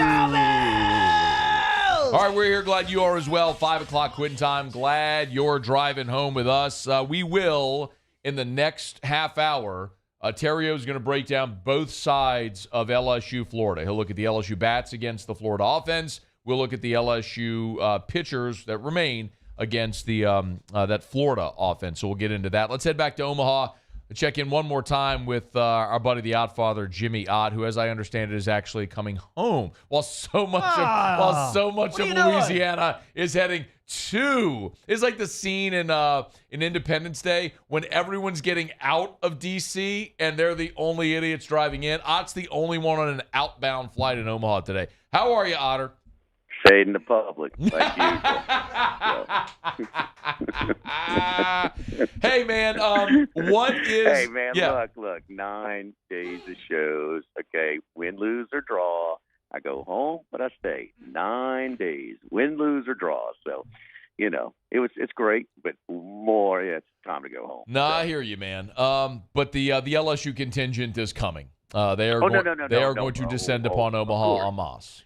Of course.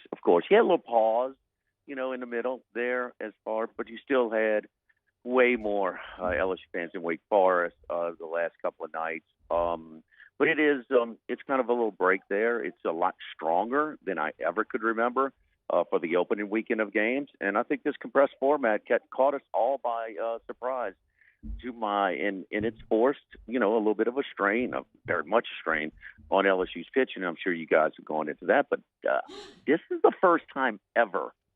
I'm pretty damn sure that LSU's played 4 games in a row, 4 days in a row. At the College World Series? Yes, because you've always had a break day when you split your first 2 games. And that's not the case this year if you played the second day. Now, they had a break day, the Friday-Sunday bracket, but the Saturday-Monday bracket did not. So if you go 1-1, you're playing that next day, which was on Tuesday. And so, if you win that one, you got to play Wednesday. You win that one, you got to play Thursday. 4 straight days. I can't ever remember it. It's an incredible war of attrition that LSU just went through, which is it's stunning to see that they are at this point.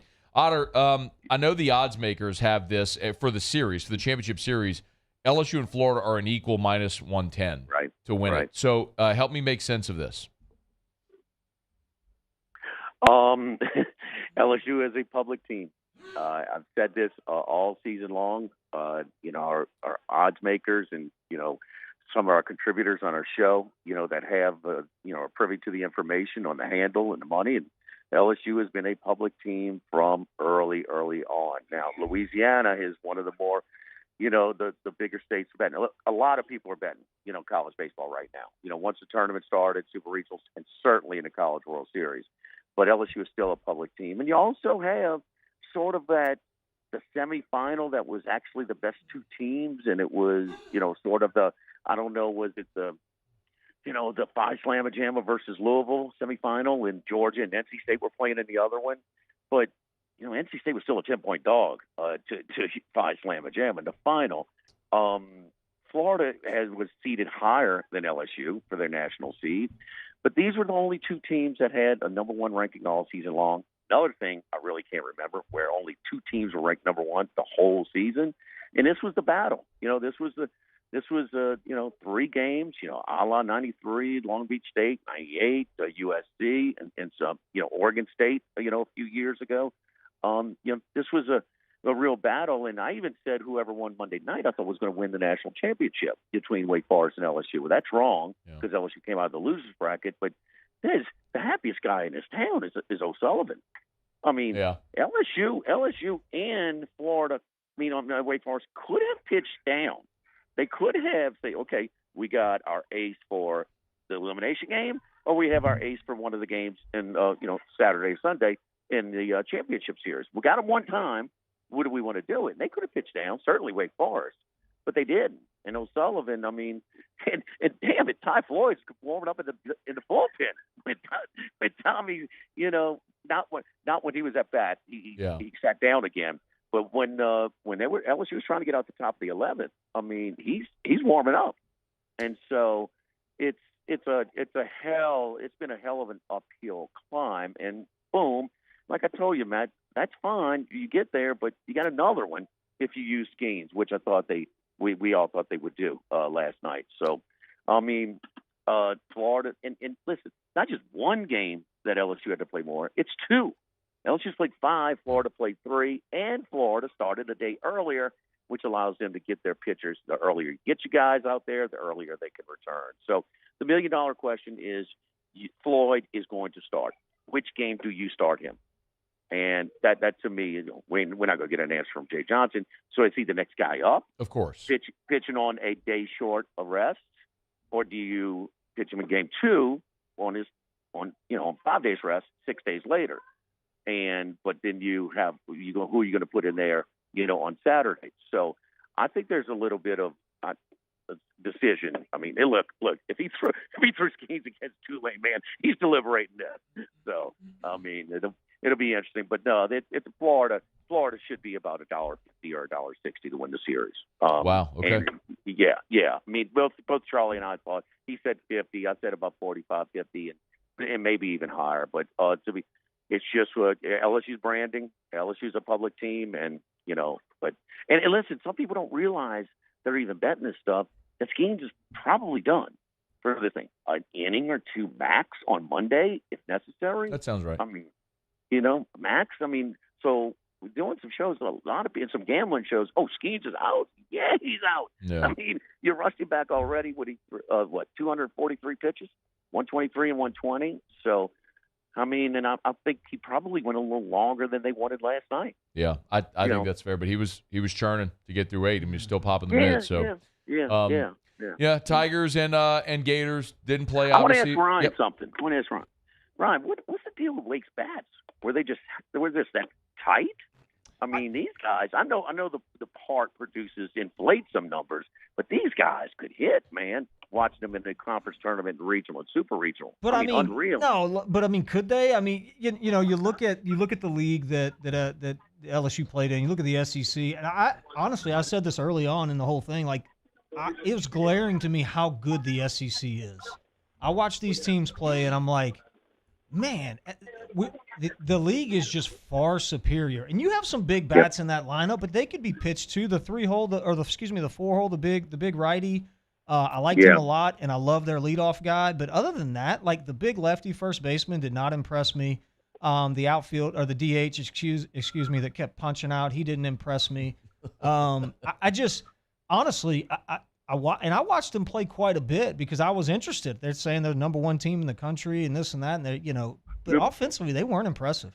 I'll go to another game in their regional in Winston-Salem, and it was George Mason in Maryland. And I watched Maryland pretty good bit because I wanted to see how Charles Schwab Field was playing for the Big Ten tournament. And they were not a great hitting team, and they played a 12-11 game, and lost to George Mason in that park. And so, that park is hitting friendly. A lot of parks in the SEC are hitting friendly, but that also has to kind of make you appreciate their pitching numbers then that so much more.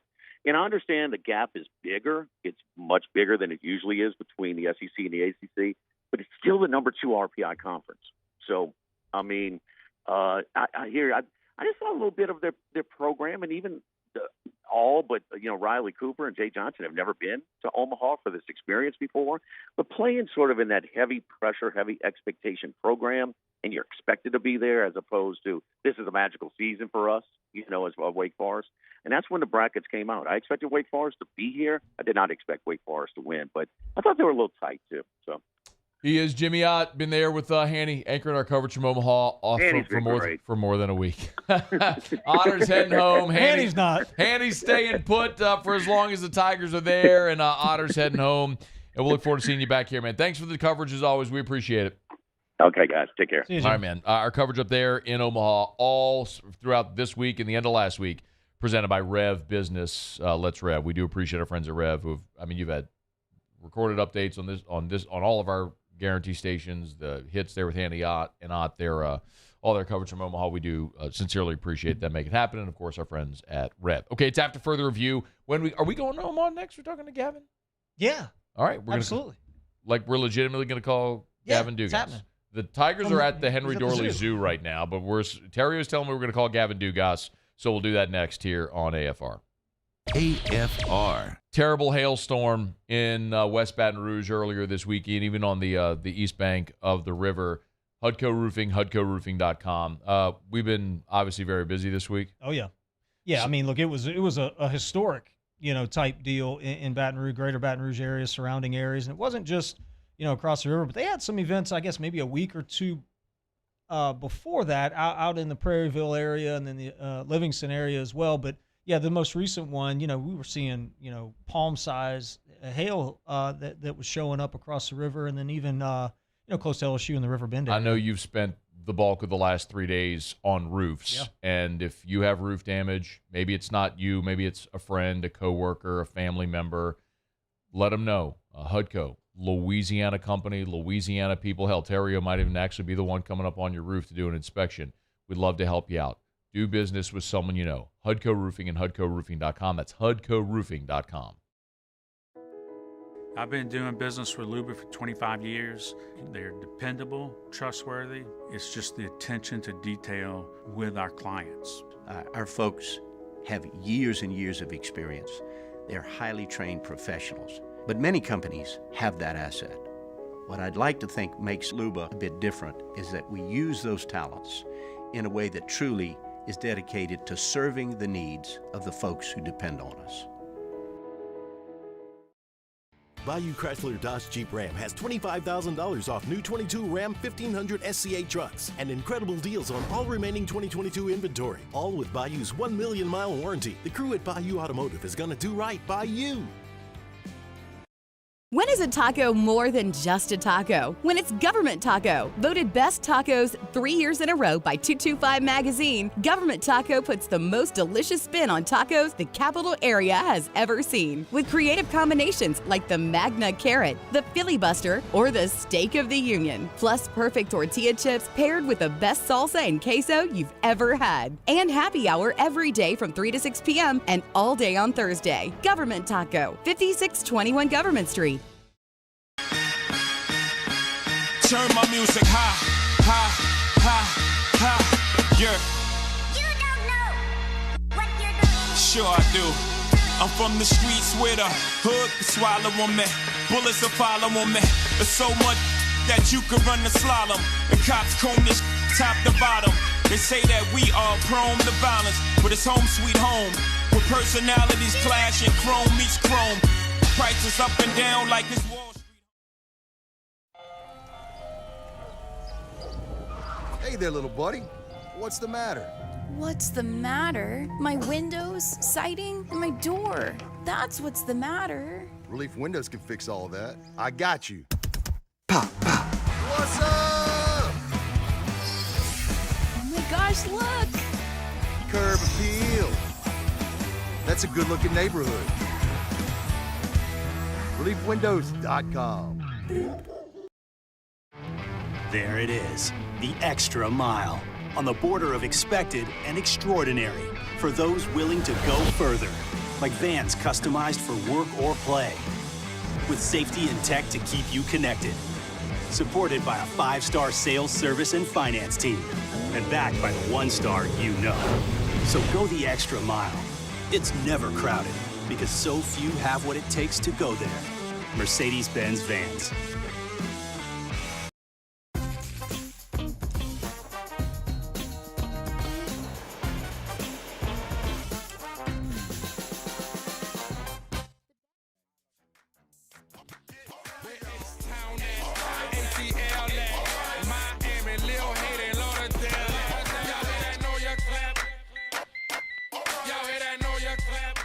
After further review with Matt Moscona, presented by Don Juan Cigar Bar, ESPN Baton Rouge, New Orleans, Alexandria.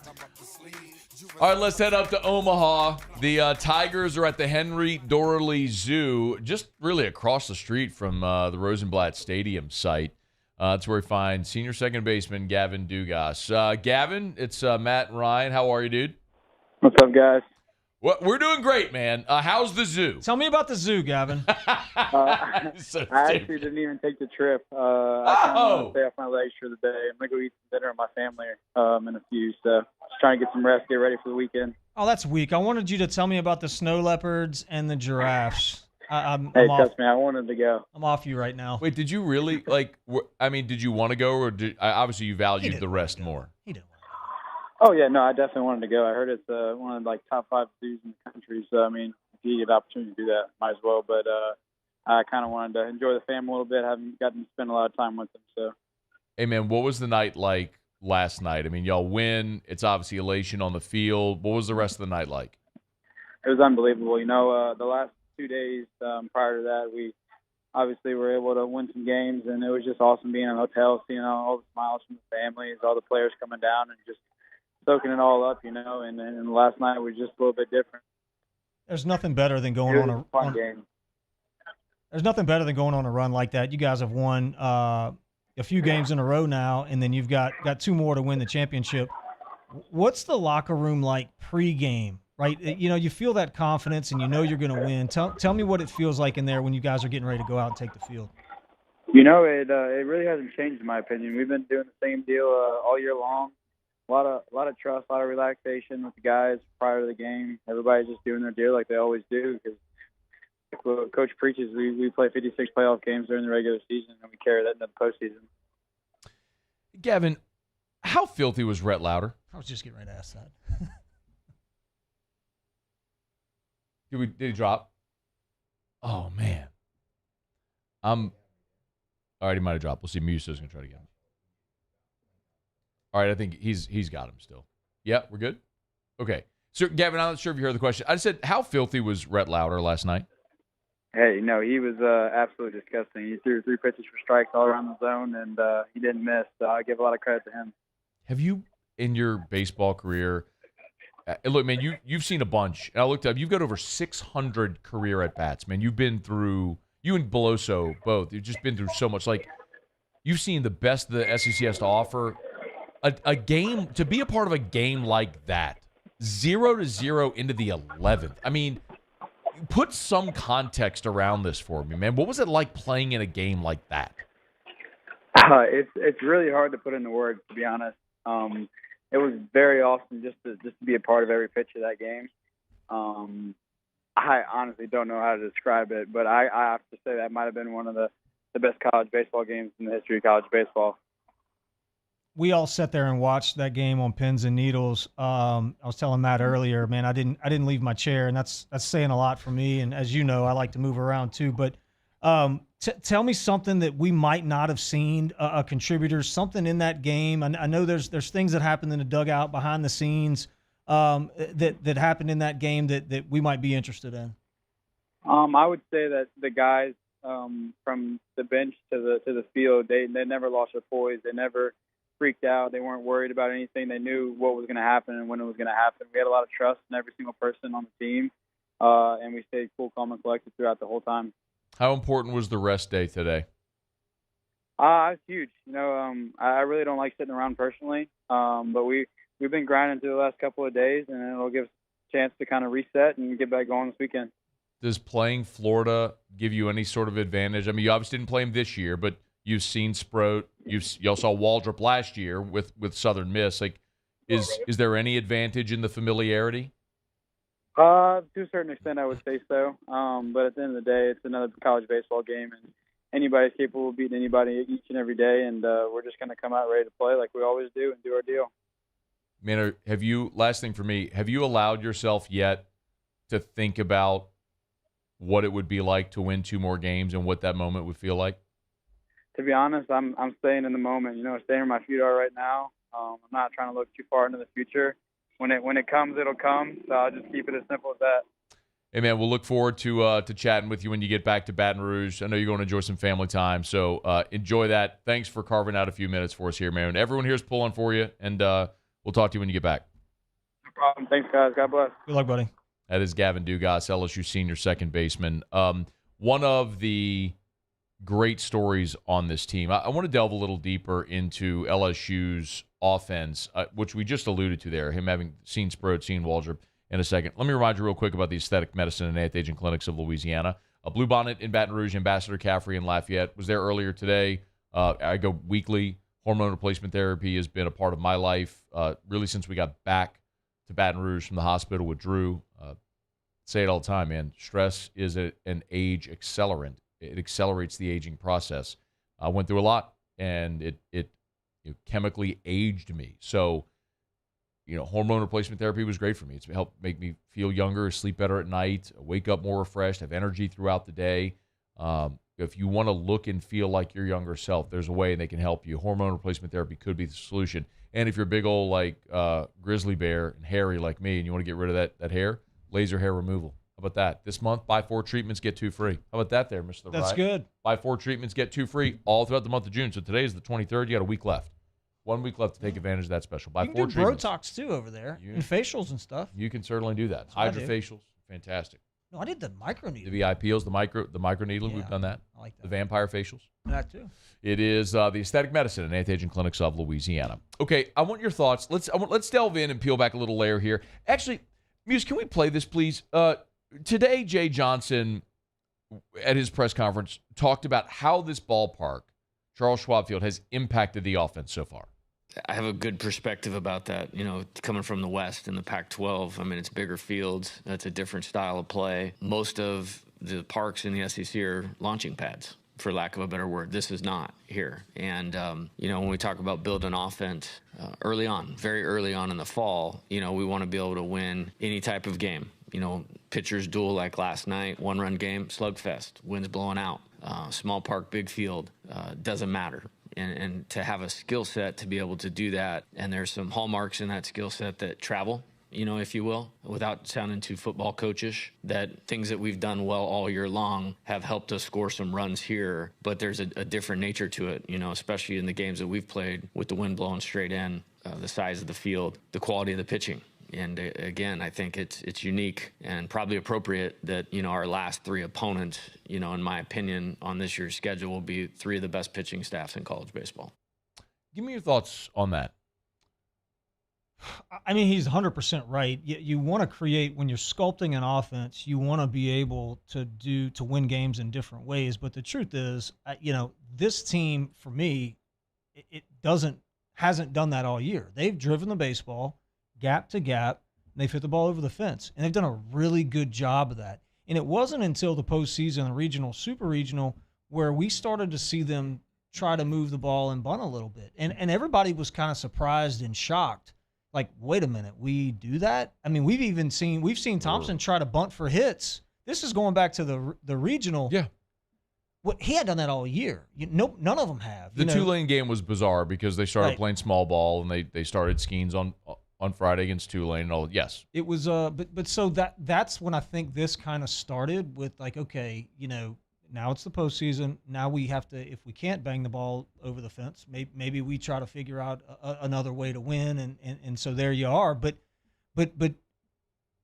I think this has kind of bit LSU a little bit because of the ability to move runners. And you're going to have the winds blowing in, dominant pitching on the mound.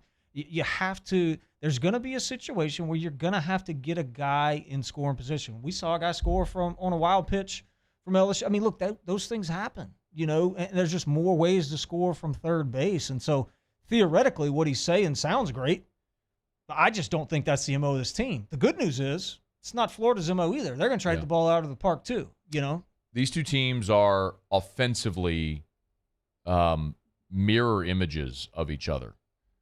They've got big bats with Langford and Caglione, and when you look at the SEC statistical leaders, batting average, LSU 1, Florida 3. Slugging, LSU 1, Florida 2. On base, LSU 1, well, Florida's lower on that, but runs scored, LSU 1, Florida 2. Hits, LSU 1, Florida 2. RBI, LSU 1, Florida 2. Doubles, they're tied for first. Triples, Florida 1, LSU 2. Homers, LSU 1, Florida 2. Total bases, LSU 1, Florida 2. At bats, LSU 1, Florida 2. You get the drift. Mm-hmm. I mean, they are the two best offenses in the league that have been mirror images really this year and how they're built and what they try to do. And you're right, driving the baseball and hit the ball over the fence. So tomorrow, we're expecting the winds to start changing in Omaha. Maybe like a crosswind tomorrow and then blowing out on Sunday. So how does that change the offensive approach when the park all of a sudden plays more like it did last weekend when you could leave the yard? I mean, I didn't see LSU's offensive approach really change. I mean, I saw a couple bunt attempts that were unsuccessful, and then it was just kind of like, all right, you know what, screw it, let's go. And like Beloso didn't shorten his swing. He's trying to clip the guys. Jobert didn't shorten his swing. He's trying to clip the guys. Pearson, same thing. He's trying, and so my hope, this is my hope, that Cade stays hot, Jobert gets hot, and LSU, Dylan is going to be Dylan. Tommy White's going to do what Tommy White does, and Trey Morgan, in my opinion, is the MVP thus far, and has had a fabulous postseason. He is a different player from when the regional started, all the way through from the beginning of this season, and so for me, the X factor is Braden Jobert and Josh Pearson, the two lefties. That Braden's just been swinging through balls. He's got to get hot, start running into a few balls, and LSU's in a really good spot. That's a long lineup, man. What do you think? How do they fare? LSU's lineup fare against Sproat, Waldrop, Caglione. I know you've watched Waldrop a whole bunch. I really like Waldrop. Waldrop's the one. I wrote it down. LSU saw Waldrop last year when he was at Southern Miss. He pitched the first game that LSU won in 10. They won 7-6 in 10 innings. That day, Waldrop went 6 2/3, allowed 2 runs on 5 hits, struck out 11, and walked 2. Not bad. No. At one point, he struck out 5 straight. And then actually, he had struck out 5 or 6 straight and gave up a double to Cruz, and that's when they lifted him, when he gave up the double to Cruz in the 7th. Admittingly, I don't know a ton about Sproat. That's okay. I saw him pitch last year. He was nasty. You said he wasn't as great this year. It's been weird. I'll get you his stats, but his ERA is mid-4s. He is 4.66 ERA, 102 innings pitched. He's got 127 strikeouts, 43 walks. So I mean, it's not bad. It's just, I mean, I think everybody has inflated pitching statistics this year. It's just been a more offensive year in college baseball. No, it has. Let me talk about Waldrop for a second. Go ahead. Because the kid from Wake that was fidgeting and doing all this stuff was throwing a splitty. And it was nasty. He threw maybe one fastball. Everything else was split fingers. And LSU struggled with it. The reason being is nobody really throws that pitch in college baseball. That's an advanced, a little bit more developed pitch. But the nastiest pitch one can throw. That's what Waldrop features. And I watched him the other night, and when he had the thing going, and it was tough. But I don't think they're going to see an arm as good as the kid from Wake. Good news. Featuring the sinker, keeping the ball on the ground, and did a really good job. The lefty I'm not super concerned about. A lot of fastballs, dial it up to upper 90s. But LSU's handled velocity, so I'm not really worried about that. The bigger matchup is going to be, which Ty Floyd are we going to see? He's been really, really hot. And then I think Ackenhouse pitches on Saturday. I'm fairly positive. Sunday. Yeah. Fairly positive that's going to happen. And if he can locate his breaking ball like he did this last time out, he's going to be tough to beat. So Ackenhausen said in the post-game interview, point blank, after he pitched so well, he said, he was asked what was working for you. He said, I just kept throwing my changeup over the plate because I knew they were going to keep swinging at it and they were going to hit fly balls. And they on this day with the wind blowing in, they were just going to be fly ball outs. Like he said that point blank. Sunday, by accounts in the forecast, the wind's supposed to change. You're supposed to have a 15, 20-mile-an-hour wind blowing out. Does that change things for Ackenhausen, provided he gets the ball on Sunday? Yeah, I mean, but what made him so good was he was attacking the zone with the fastball. It wasn't like there was a ton of balls that were hit to the warning track that game when he pitched. He was ahead, and I made this comment. I was sitting there watching the game with Houston. It was the best game I'd seen an LSU pitcher pitch other than Skeens because he was 1-0 to almost everybody, 0-1 to almost everybody. He was getting ahead of guys, and then the whole arsenal opened up for him. He was challenging them maybe because of what you said. The wind was blowing in so much. But regardless, it's not like they were banging balls off the wall or hitting them to the warning track. He was getting ahead of guys and then had hitters on their heels. We talk about that all the time. If pitchers can get ahead, it's advantage pitcher pretty quick. Let's break. I want to come back, and we'll continue the convo. It's likely going to be Ty Floyd. We're all assuming it's going to be Ty Floyd against Sproat, Game 1 on Saturday. When we come back, I'll have Theriot break down that matchup of Floyd against the Florida offense. That's next. Stay with us here. It's AFR. AFR. Brought to you by Rouse's, the official supermarket of the New Orleans Saints. You can get to Rouse's.com. Rouse's.com. Great news. Rouse's has got its 4-day sale going down through Sunday. How about this? Split chicken breast, 99 cents a pound. How about that? I love that. Large pork spare ribs, 5 pounds or more, 99 cents a pound. That's it? You want a 6-pack of half liters of Coke products? 3 for $10. All through Sunday. If you're grilling and chilling for the College World Series games this weekend, get everything you need at Rouse's. Beer, steaks, party trays, they got it all. The sale ends Sunday. So, if you're not going to Gomaha and you're going to be here in the BR or wherever there's a Rouse's, get by Rouse's. The 4-day sale ends on Sunday, so get on by Rouse's, the official supermarket of the New Orleans Saints. Rouse's, this feels like home. Follow us on Twitter at 1045ESPN to cast your vote in the Citizens Bank and Trust poll of the day. Vote daily inside Off the Bench, live at lunch on Palmer. And after further review, Citizens Bank and Trust brings you the poll of the day via Twitter at 1045ESPN.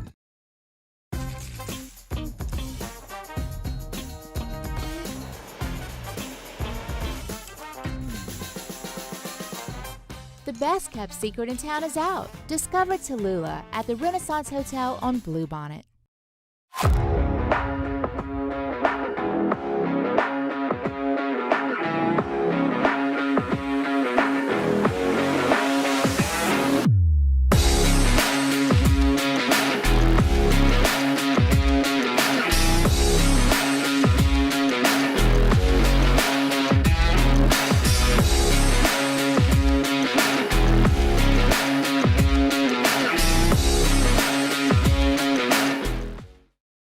When is a taco more than just a taco? When it's Government Taco. Voted best tacos 3 years in a row by 225 Magazine, Government Taco puts the most delicious spin on tacos the capital area has ever seen. With creative combinations like the Magna Carrot, the Filibuster, or the Steak of the Union. Plus perfect tortilla chips paired with the best salsa and queso you've ever had. And happy hour every day from 3 to 6 p.m. and all day on Thursday. Government Taco, 5621 Government Street.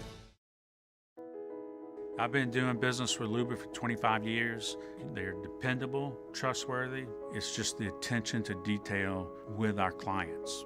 Our folks have years and years of experience. They're highly trained professionals. But many companies have that asset. What I'd like to think makes Luba a bit different is that we use those talents in a way that truly is dedicated to serving the needs of the folks who depend on us. Gulf Coast Office Products is a nationally recognized Savin office equipment dealer based right here in Louisiana. Over 100 employees strong, Gulf Coast has the boots on the ground to support all vertical markets, from education, engineering, legal, and finance. With the latest in office technology, from desktop to production segment units, Gulf Coast and Savin have the perfect fit for you.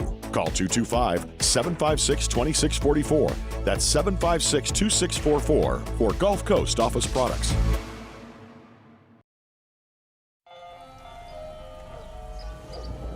Hey there, little buddy. What's the matter? What's the matter? My windows, siding, and my door. That's what's the matter. Relief Windows can fix all that. I got you. Pop, pop. What's up? Oh my gosh, look! Curb appeal. That's a good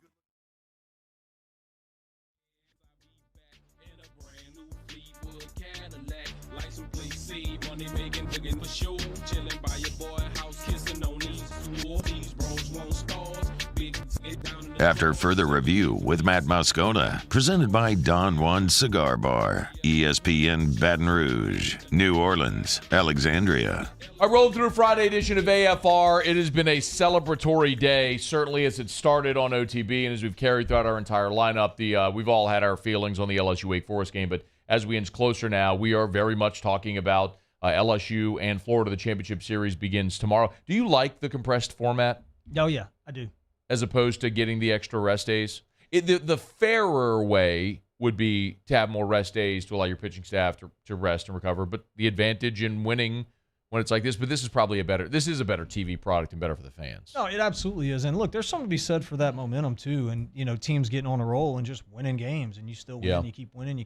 I mean, Gavin just said it a few minutes ago. He doesn't like sitting around and waiting. I mean, those guys want to play, man. They're ready to rock and roll. And you got to remember, they've grown up in this travel ball culture where you're playing every single day, so it's not anything new to them. One of the other big questions I think is going to be worth watching. Jay Johnson was asked today about Hayden Travinski. He was asked for an update. Now, there have been some rumblings out there that Travinski had maybe like a minor injury. I know Jay Johnson spoke to it a little bit. But we saw Alex Milazzo, after the Monday loss to Wake Forest, replace Hayden Travinski. And defensively, obviously, play very well, as you alluded to last hour. Not alluded to, you said it very, very plainly last hour. But Jay Johnson was asked Friday for an update on Hayden Travinski. Here's what he said. He was nursing a small injury, and it became a little bit bigger injury, earlier in the tournament. Massive gratitude for him giving it a go on Monday. He did the best he could with where he was at. And this time of year, that's the way it has to be. He was not available to play on Tuesday. Might have been available to pinch hit on Wednesday.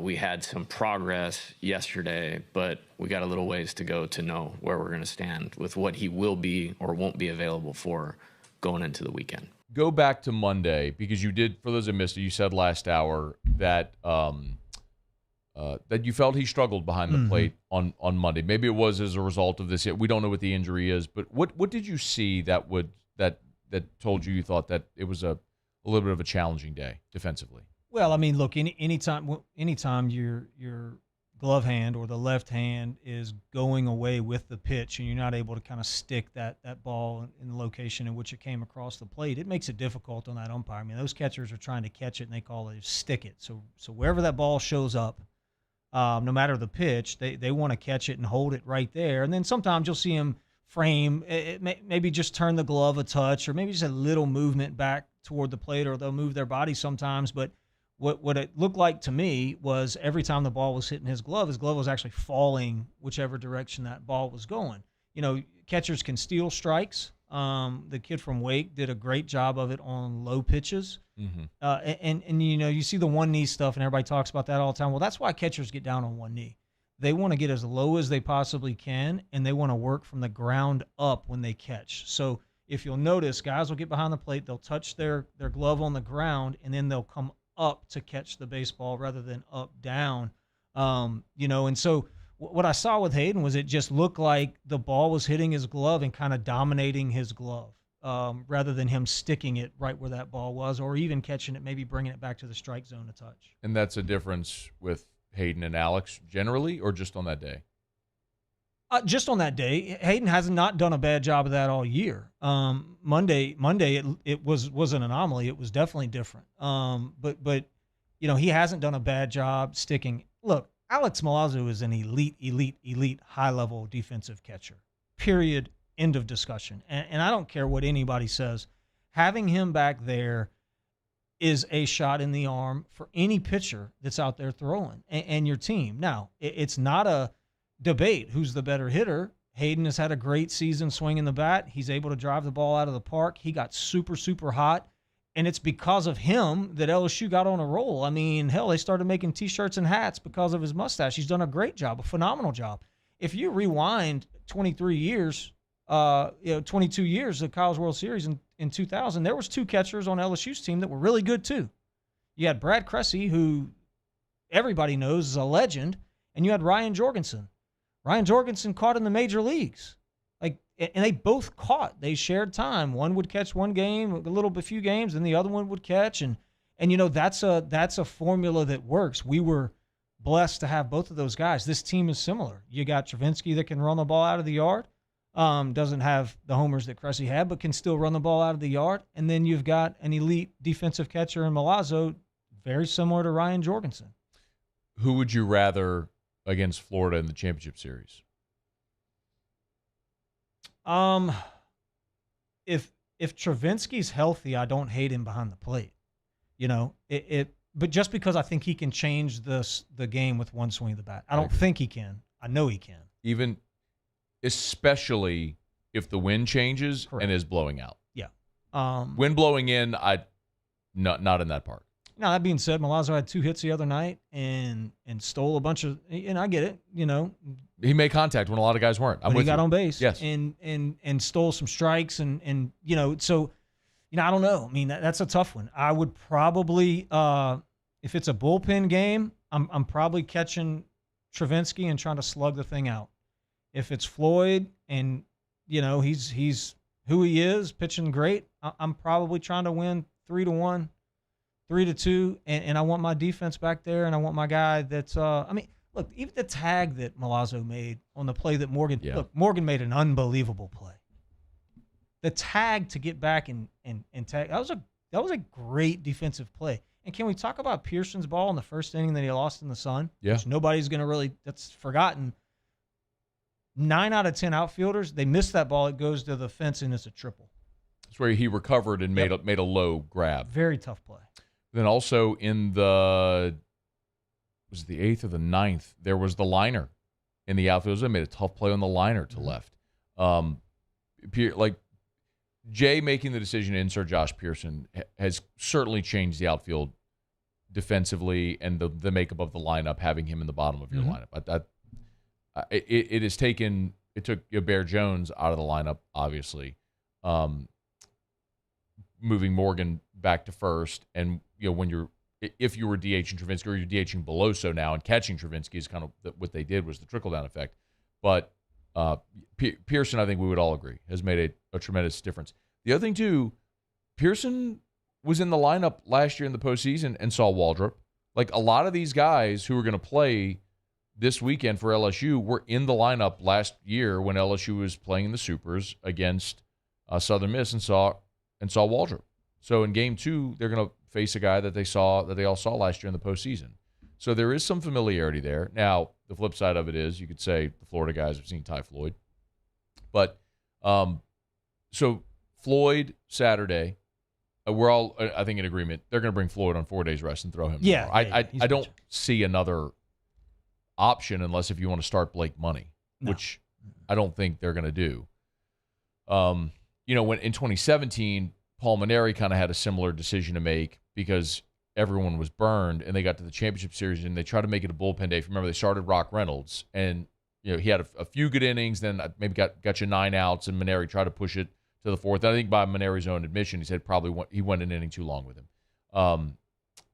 And then you were kind of able to reset to Poche, and then you were hoping to get to game 3 and go to Lang.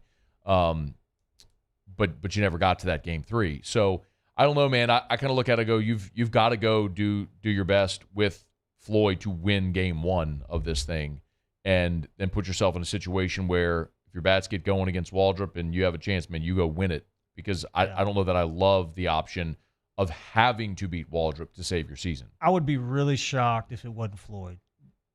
Everybody was shocked that Skeens pitched game 1 against Tulane. No, he was going to pitch that game. I mean, this is what Jay's going to stick to his guns. He's throwing his guys, and I mean, it's not, we're not tricking anybody. Here they are. If you beat us, you beat us. And I love that about him and the way he manages his staff. We're brought to you by the Williamson Eye Center. Call 924-2020, 924-2020. Have you called over there yet?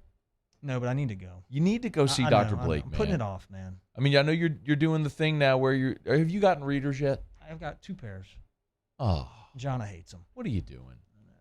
Why? Well, honestly, I feel a little distinguished when I wear them. I feel kind of, You know what it makes you look like?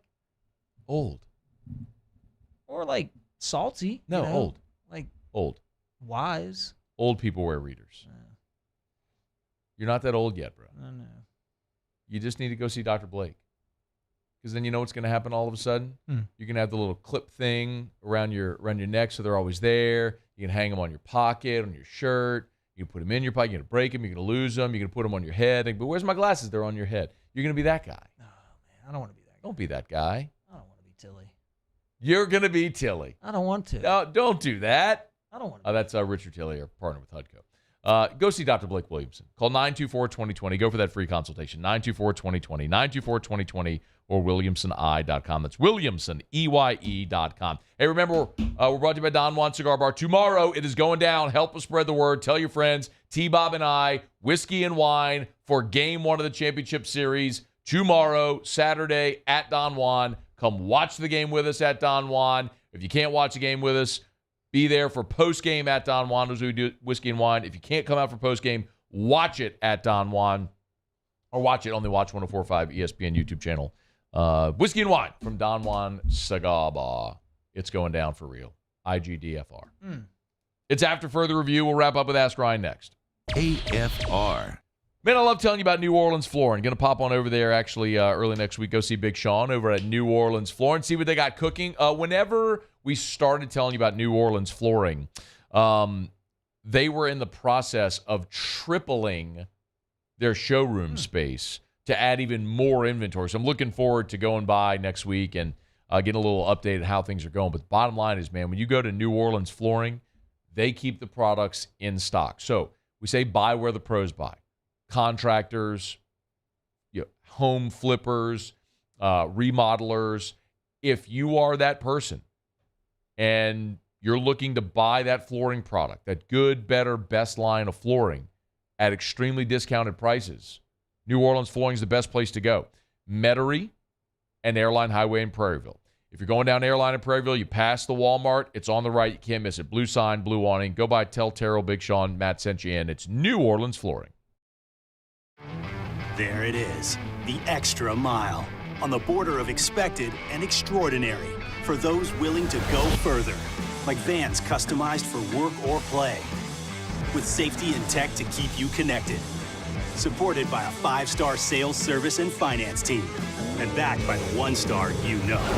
So go the extra mile. It's never crowded, because so few have what it takes to go there.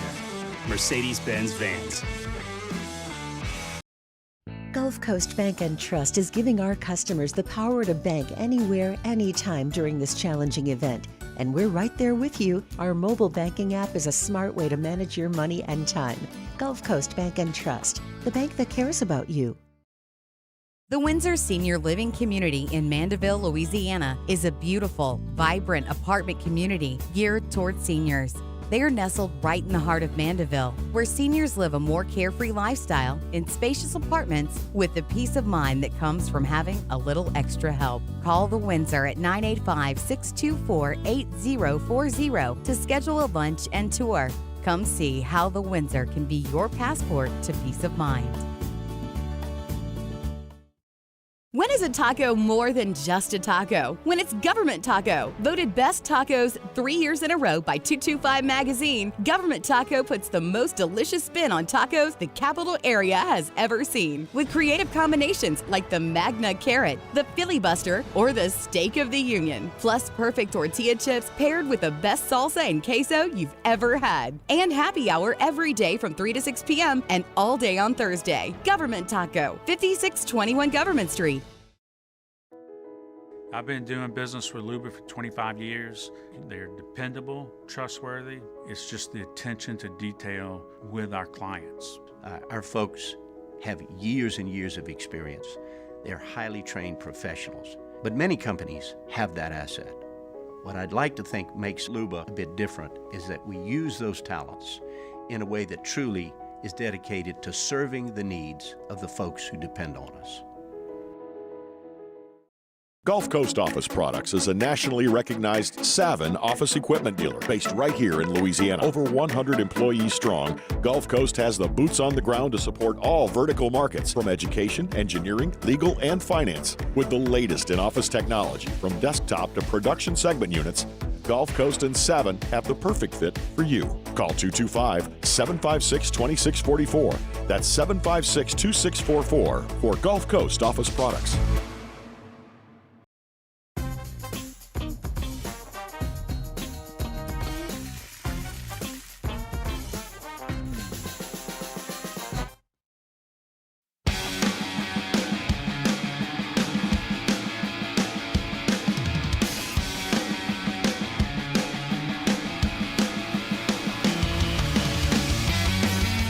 After further review with Matt Moscona, presented by Don Juan Cigar Bar, ESPN Baton Rouge, New Orleans, Alexandria. All right, down the stretch we come. Final segment here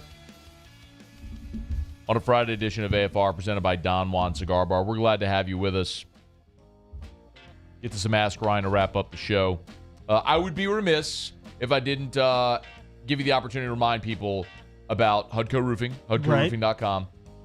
We had Jay Grimes said it was the worst hailstorm in 25 years in Baton Rouge. I know, I mean, I just know for a fact, you've been getting on roofs and seeing a whole bunch of people the last 4 days. So if folks had that hail damage, if you were in the way of the hailstorm, holler at Hudco, HudcoRoofing.com. Absolutely. And you're going to see the steady flow of companies coming in and out of your neighborhoods. If you did have hail, remember, do business with someone you know, someone you can get on the phone, someone you feel comfortable with, and we'll be there for you always. If people call right now, will you answer the phone? Yeah, I'll answer if they call right now. Absolutely. 364-1007, 225-364-1007. That's really not a joke. That's the office line that rings. Theriot, Tilly. I believe in Joe, right? Joe Morales as well, cell phone? Or just you and Tilly? Yeah, just me and Tilly. But listen, I also have to remind you about Haspel.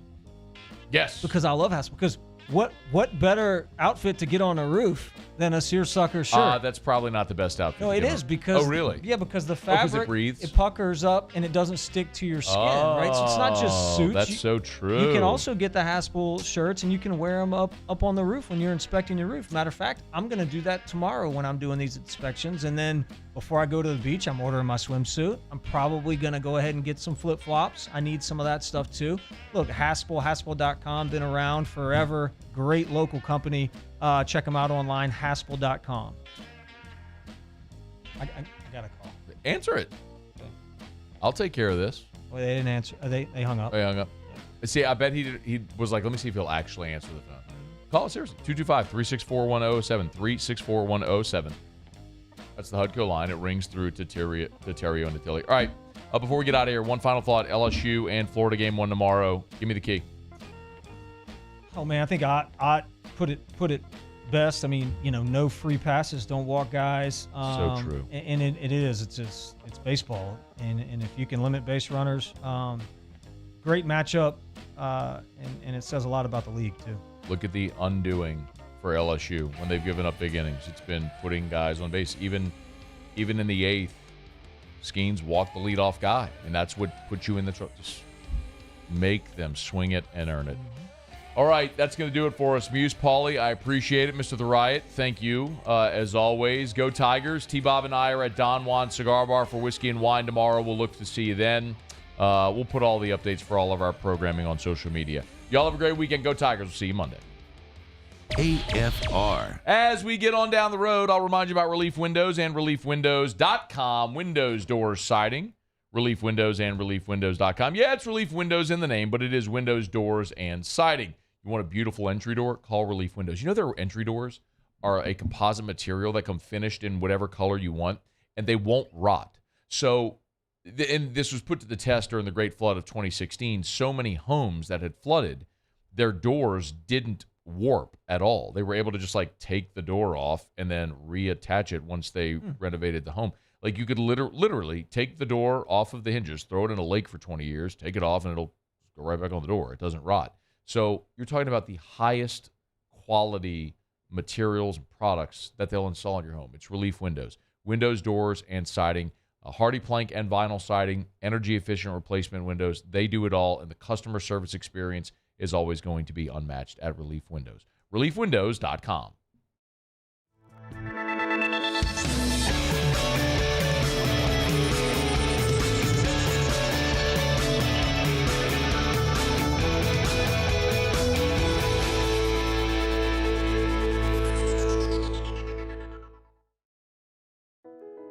I've been doing business with Luba for 25 years.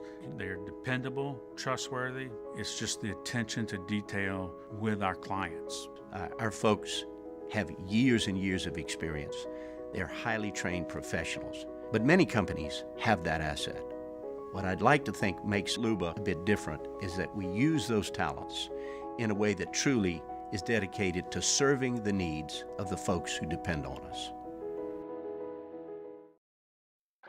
Oh, hey, what's up? It's Big D and Bubba, 100.7 The Tiger Morning Show. We'd love for you to join us every weekday, 4 a.m. till 9 a.m. Yeah, everything you want in a show. Country music. We got laughs. We got celebrity in-studio guests. We just need you. Join us every weekday morning, 4 a.m. to 9 a.m., right where it all started. That's right. Louisiana's country station, 100.7 The Tiger.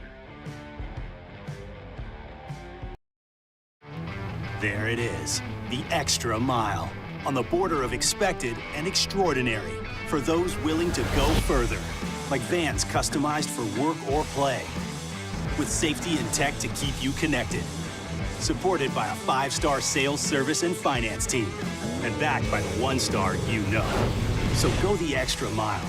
It's never crowded, because so few have what it takes to go there. Mercedes-Benz Vans.